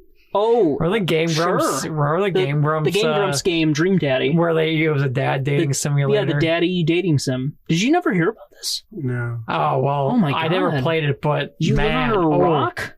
Yeah. Oh man, the coffee shop owner. Damn, Colin's like, damn, that coffee. Damn. He's like, I'm not gay, but like, if I was. But if that coffee shop owner, though. It's good stuff. But Falcon Winter Soldier. If I could get personal for a moment and why I think this might not be the most perfect MCU entry, but I do think it might be one of the most important. Yeah, I can see that. And I think the Isaiah Bradley's role was amazing. That I don't know the actor's name, but he was really just like the heart and soul. Yeah, he honestly like was born. Anytime he was on the scene, I was like, you know what? He's like a really fucking good actor. Yeah. And like, We're talking about U.S. Agent, man. No, Isaiah Bradley. U.S. Agent is John Who Walker. was Isaiah Bradley? Sorry, he was the guy who the super soldier. He was the other super soldier. The one who was forgotten. Yeah. Fun. Yeah. Why didn't I remember that? Yeah, that's right. But he was good. Yeah, he was really the heart of the show, and I mean, the show wasn't necessarily applicable to my experiences, but being someone who really wants there to be more representation, who wants people to feel seen in media. I think the part of the reason this show is just really beautiful to me is because, I had a lot of role models growing up. I had Batman, Superman, Spider-Man, the X-Men, even all of the mans. Wolverine was my shit. I loved characters like that, and I had role models to like instill in me all kinds of morals, but I never really had a role model to like tell me that it was okay to be gay. Right. And that's why stuff like this gives me a lot of hope. Because it gives me I already technically introduced technically they didn't show him yet, but Billy, I think. How about the new Captain America? No, WandaVision. One of her sons is supposed to be gay. Really? I didn't know that. The witchy one. I think it's Billy. Oh, I didn't know that. Yeah, he's Wiccan. Yeah, he's supposed to be gay. Awesome. Well, I mean, and that's great, and I can't wait. If they go that route and make that like a big thing, that'll be awesome. But yeah, I just it took me a long time to like accept that in myself, and I really hate that, and I don't ever want. I feel like there was a lot of years wasted not being myself as much as I could have been, and I don't want that to happen with the next generations of kids. Right. Growing up, looking up to superheroes. And so, if we can have, more diversity like this and done with this type of bravery, then I think it gives me a lot of hope. I think you're probably going to love the Miss Marvel show because I have a feeling it's probably going to be the same kind of thing. Is she gay? No, sorry. She's not gay. It's just a different kind of representation. Oh, different kind of representation. I think she... I'm just frothing back there. Is that character gay? Or is she? I think you're right, though, is that in the next, stage of superhero movies, there's going to be a lot more representation, because when we were growing up, being gay was still not entirely acceptable thing, Yeah. Even now, I'd say. It's not seen as entirely acceptable. Entirely. I mean, don't get me wrong.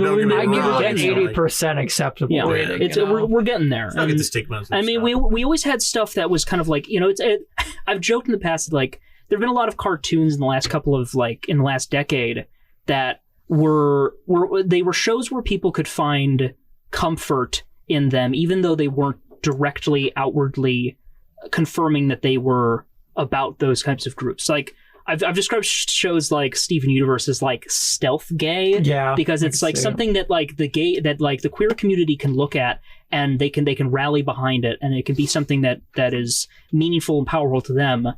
But it isn't always going to be like canonical, or it takes a while for you to get that type of for it to be confirmed. And at a certain point, that subtextual teasing can only go so far before you start craving stuff that's more. It's like Supernatural.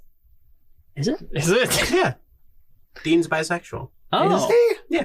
They don't really like. It's like subtext kind of thing, like you're talking about. Look. And but I think I want to say by the end of it, I believe they just kind of like confirm it, because him and the Angel Castiel are supposed to have like a. Oh hell! What? Yeah. What? I know that was a ship for a long time, and I know people were talking about that. Again, I'm gonna say it. I've said it once, and I'll say it again. Whoever is a Sam person is wrong and not an actual person. Go fuck yourself. I love Sam. No, you don't. I do. I really like Sam. No. Okay, don't get me wrong. I mean, I like Dean better, but exactly. But I still like him. Really, really like Sam. Like, some people are just like, oh, it's Sam, whatever. Like, I really like Sam still. But his whole character is. I mean, but that's kind of both of their characters. What does that even mean? But If you watch it, you understand. I guess I will. I'll have to borrow the DVDs from Bella. It's on Netflix, bro. All 15 seasons are on Netflix. I'll finish watching. But I'm on season 11. But X-Men for the longest time was kind of seen like, I mean, that was applicable to so many different parts of like civil rights and human rights. It was like, because you could see yourself in that if it was a matter of race or sex or gender. Like X-Men was the fucking shit for that. Like that, like it was both a mainstream success, and it also was something that people in the queer community could look to and kind of like find comfort in seeing. It was a story about outcasts who were fighting against humans' desire to kind of like oppress them again in a way too. Yeah, and like it was just there's stuff like that historically has been meaningful, and it's nice to see that we're getting to a stage where we can be more comfortable and be more bold and brave discussing these things. Yeah, for sure. And I mentioned before how like it takes me a while before I can really process that something has become like a favorite, but there's a quote that pretty much sums up this entire show and everything that I love about it, and it's in the last episode, and it was something that I had heard in a trailer, and I couldn't wait to hear the line in the actual show itself. And it's Sam's quote from the last episode: "The only power I have is that I believe we can do better." And yeah, I like that one. That's a good line. I've had a lot of favorite heroes over the years, but this is the first time in a while where I've felt the precise moment that someone became my favorite. And I think that Sam Wilson as Captain America is like my favorite superhero now because of not only because of they earned it with this incredible story and a great performance by Anthony Mackie, but they earned it through just having a message that I never thought that we would get something like this from the MCU. Oh, yeah. Well, what's great is that I read an article that says Anthony Mackie's son was like, "I'm proud of you, Dad." And he's just like, "Wait, you're proud of me? I'm the dad here." Anthony Mackie's great. Anthony Mackie and Sebastian Stan in all the interviews are fucking amazing. That's why I hope they continue, like make like a Captain America and Winter Soldier or something later. Captain America and White Wolf, maybe. I don't know. That'd be kind of cool. There was someone who made a point. It's like, why when they do that end title card with like Captain America and the Winter Soldier, some people were like, why wasn't White Wolf? Since he kind of abandoned that. Falcon and the Winter Soldier. I feel like he left the White Wolf title once he left Wakanda. That's true. That's true. Yeah, that's true. But like, what title does he have now? Is he just Winter Soldier? Really? I suppose maybe he's redefined what that name is, maybe in his own eyes. Yeah, I guess he's kind of accepting what happened. And what I was referring to is how the title changed in the very end of the last episode, where it said Captain America and the Winter Soldier. Oh fuck! I missed that. Oh, you did? Yeah. I said, fuck. I will say, Ow, my toe. I feel like Winter Soldier is kind of in this ambiguous area where he's not Winter Soldier, but he's also not something else, and they need to rebrand him as something. You know, they could have rebranded him. Honestly, I don't know what he's supposed to be rebranded as in the comics. Well, he just keeps the Winter Soldier. He's also held the title of Captain America. Yeah, I know. I know he's done Captain America. Yeah. So I don't know. Can I just say I love the costumes in the show. Every time Bucky was on screen, I just that like asymmetrical jacket that he wore, and like it didn't have the sleeves, and the arm he got in Wakanda is so much cooler than his own. Yeah. Oh god, it looks so good. Can we just talk about the scene where John Walker got absolutely smashed by the Wakanda Royal Guard? Yes. And he's just like, they didn't even have superpowers. When oh my god, he looks so defeated, and it was so good. It was so good. His performance is amazing. When that one guard kicked up the shield, I was like, that was amazing. That was great.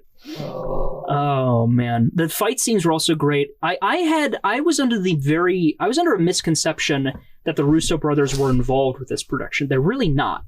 It's Kerry Scogland directed all the episodes. Malcolm Spellman was the head writer. with Derek Kolstad being coming in for 2 of the episodes, the writer of the John Wick films. Malcolm Spellman is officially writing the next Captain America film. Yeah. And Skoglund said that she would totally be open to directing that next film. I thought as well. they already said she is. I might be wrong, but I swear I just remember hearing today that she said, "Yeah, I'm open to directing it." But I couldn't tell because, like, honestly, the directing was really good, and it reminded me of the best parts of the other Russo brothers, like Captain America films. You know, it was more grounded political fiction. That's kind of like one of my favorite parts of my favorite things that the MCU does. I loved the action scenes. I loved how many knife fights there were. Knife fights are like, I feel like they're undervalued nowadays. Just that scene, like episode 4, where they were like fighting in that. It was the same scene where like right before the ending, where like Walker like kills that guy. When they're having the big fight, and like the Walker like knocks the knife out of that guy's hand, and like Falcon catches it. No, not Falcon. Like Bucky catches it. And then he gets into a knife fight, and he does that awesome like flip and throws it into the ground. Like shit like that is just, there was so much cool shit in this show. Honestly, just the whole last episode with Falcon just doing everything with the shield and combined with his wings, just maybe be like, that's fucking awesome. And Red Wing like working with that, like hacking that girl's phone so they could coordinate that awesome move. I love it. A little birdie told me you could fly a helicopter. That was so good. Yeah, it's fucking great. Are we ready to give our scores? Why isn't he called American Eagle? Now you're like fuck, why isn't he probably a good name. But it's probably just because of the branding. Like, but it could have been Captain American Eagle. No, that's true. Before I give my score, I want to do one small nitpick that I really wish there was more of in the show. I wish there was more Sebastian Stan and Anthony Mackie. Like, I wish there was more. Yeah, it didn't feel like a team. I did. I mean, at parts it did, but like, I feel like they kind of had like a little bit of banter, and then all of a sudden, like, they were just together for a while. Like, I just wish they had like the banter throughout the times they were together. I feel like it didn't have enough of that for me. Because I mean, you have the therapy session. You have all the banter in the second episode. The therapy session. The third episode, them working together and bickering about Zemo. Episode 4 probably has maybe the least amount of banter, but that's I'd say like 4 on has like the last half of it didn't really. But have what about much. 5 when they're working on the boat together, being bros? But even then, there wasn't really much like banter. But it was more like a montage. Yeah, but it was kind of a show don't tell thing, like you were saying. Like I loved seeing them working together. Yeah, no, so did I. But I just wish there was more of just small little banter. I just enjoyed just because of like their chemistry offset. I feel like it would have been so. I feel like you should have capitalized on that some more scenes to just have them kind of like not even fucking around, basically. Not even talk about the plot. Yeah, it doesn't even have to be important. Just them just fucking around more. I would have really enjoyed that. I can totally see that. But that's probably my only like really nitpick. Really, again, it's super nitpicky. Yeah. My score, I'm gonna give it a 9 out of 10. I'm gonna give it a 9. Solid. It's not perfect. Mm-hmm. But it's like pretty damn good. Yeah.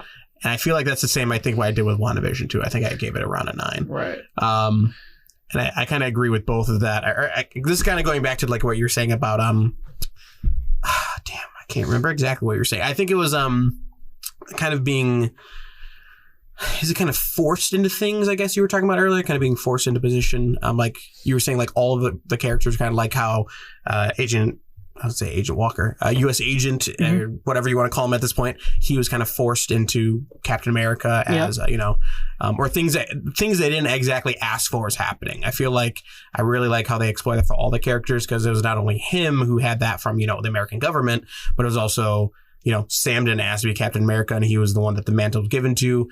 Bucky never asked to become Winter Soldier, but yet obviously he has mind control. I feel like they really kind of explored those kind of separate traumas that are all kind of connected really well.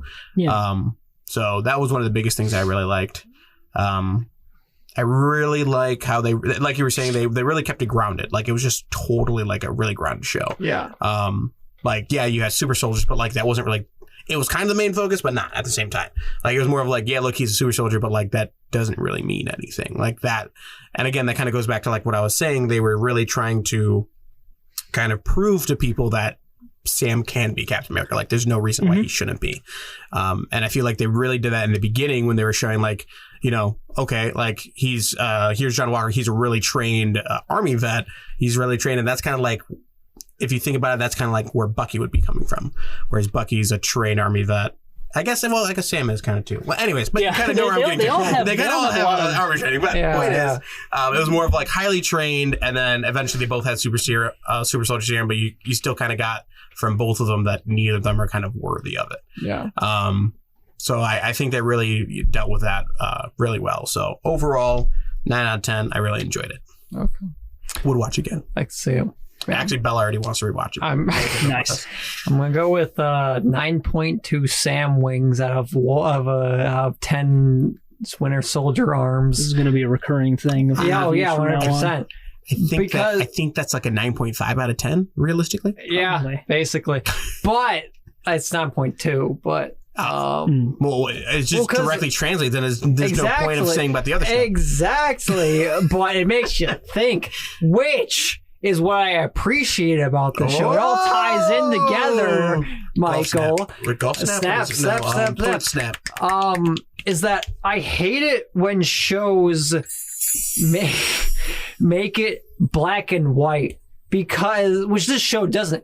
Everything is very much in a gray area, because I went to school for anthropology, and one of the first things they teach you is to never generalize. They teach you to understand where no matter where or what someone does, try to understand why they do the things they do, and just understand where they're coming from, essentially. And this show gives you that, essentially. For sure. Yeah, it's basically like you were saying, or we were talking about earlier about how people were like, oh, you know, like they're making us try to sympathize with the terrorists. Oh, yeah. Like, no, they're just trying to say, like, realistically, if America was in that situation, we would feel the same way. We'd be like, fuck it, like, we're just going to go to war and shit. Like, that's that kind of where they're coming from. Yeah, well, terrorists might be awful people. There's a reason why they're doing the things they do. Right. And it's important to understand why they do those things. And even then, again, they're seen as awful, but at the same time, if it was America doing that kind of, like, I say America because obviously we're Americans, so for us, that's kind of like relating to us. Mm-hmm. But if, like, you know, if America was doing that kind of thing, we'd be on the other side. We'd be like the flag smashers, and the rest of the world would be like America in this situation, where it's like we're the ones doing crazy shit, but that's because we feel like we've been wronged in some kind of way. And to us, that's going to seem normal. To the world, they're going to be like, well, that's just fucking terrorist act. So it's really, you know, it's all a matter of perspective. Oh, yeah. I love that line. I don't remember where I heard that from. Probably from like 20 other things. From my view, the Jedi are evil. From my view, it's all a matter of... Actually, honestly, I think I heard that. You're going to hate me for it. The Devil May Cry reboot. Yeah. They had a couple of good lines in there. They did have some... All a matter of perspective. I kind of, you know, I usually like to end these like pre mic drop score givings outings with like some big like speech, but I kind of summed up my thoughts with. Yeah, I was saying we already got it. I kind of summed it up already with the allegory, you know, the comparison to my experience, you know, wanting more gay representation. For all that, you know, I had more things in my notes about like, because I know that there were people who had issues with Carly as a character, and you know, maybe there could have been some more scenes with the Flag Smashers to get to know some of the individual characters. With John Walker, some people thought that maybe he had something of a redemption arc too quickly. I wouldn't even say it was even like redemption. Like, he really didn't redeem himself. No, it was more like just that. But you know, he definitely, you know, he made the choice to like save that truck full of people instead of going after Carly. I mean, I feel like that wasn't really redemption. It was more of just like showing that he still kind of has some semblance of sanity, and he's still like a somewhat of a decent guy. Yeah, and he's still a pretty big dork when it comes to American patriotism. Yeah. But that Lincoln quote part was hilarious. Right? Yes, that was hilarious. Where Bucky's like, Lincoln, really? Like, great quote, great man. It's like, not when you say it.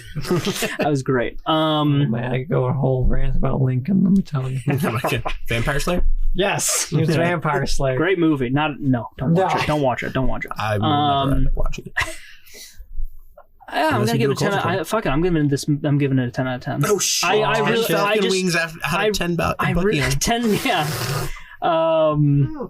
10 broken boats out of 10. Remember the boat that they're trying to fix? Sam's family's boat. Yeah. Paul and 10 training.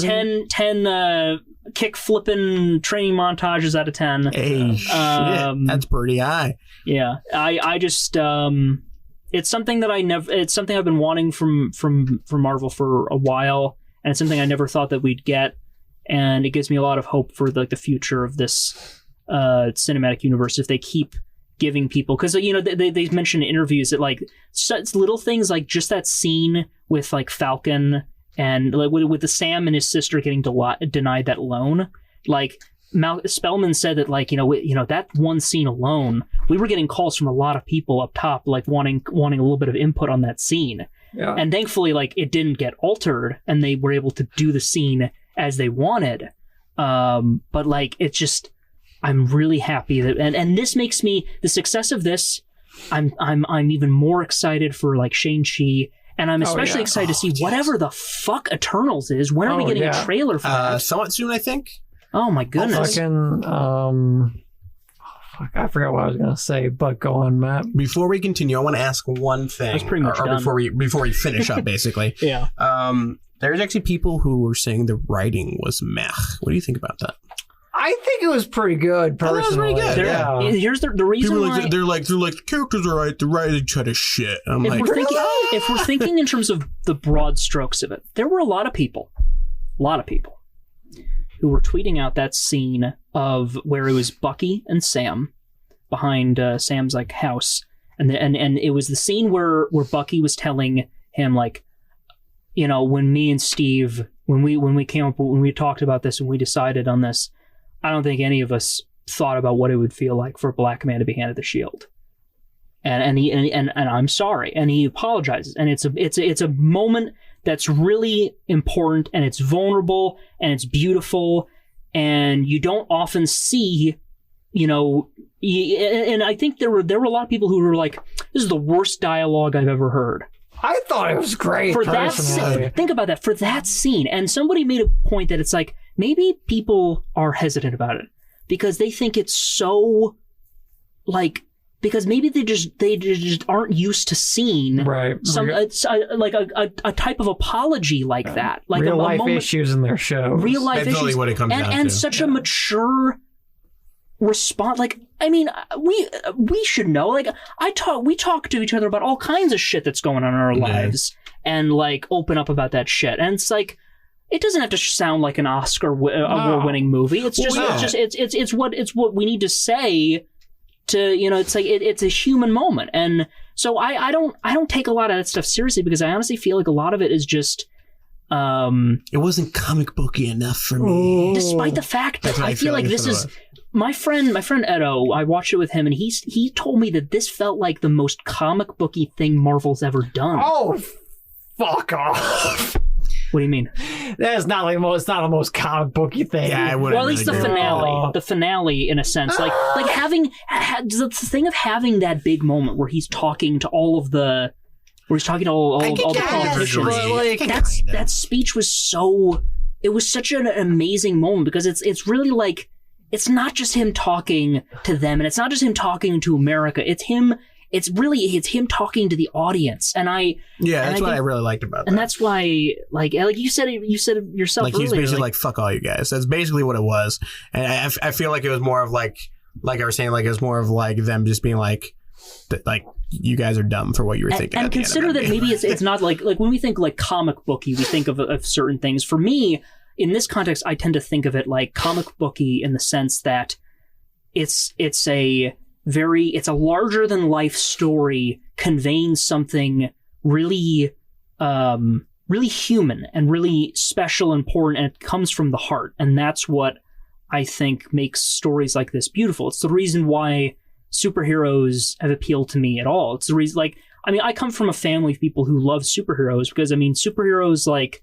my dad grew up without a dad, and so watching, like, seeing, like, heroes like Batman were like, he saw a bit of himself in that because, he he came from kind of a broken family. So it was seeing a character pick themselves up after losing their parents. And I mean, admittedly, he still had his mom, but it was still kind of something he could, something he could see part of himself in that. Right. And even more so with the Thing. He's always because, like, I'll be honest, the Fantastic Four aren't that cool, but the Thing is awesome. They're pretty cool. Wait, but I think not cool. What? The Fantastic Four. I like the Fantastic Four. They're all right. Reed Richards is like one of the most intelligent. I think actually, I'm pretty sure like he is the most intelligent. Like, being Stephen Hawking was really intelligent, but he was an ass. I'm just saying. I'm pretty sure he was like in comic books. I think he's supposed to be like one of the most intelligent. I'm not gonna get into that. I just think, but I do think the Thing is really cool. And my dad told me that like one of the reasons that he always loved the Thing was because despite this terrible thing that always that happened to him that turned him into what he was, I was gonna say he always kept a positive attitude. He always had a sense of humor about him. And Fun fact: my mom knew Michael Chiklis in college.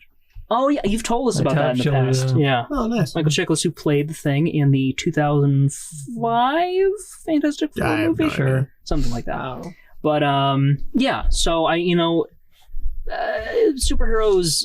When we have an idea of like what comic books are and what their general appeal, but I think the deeper appeal is something a lot more special than people can give it credit for, and something that I think people can forget.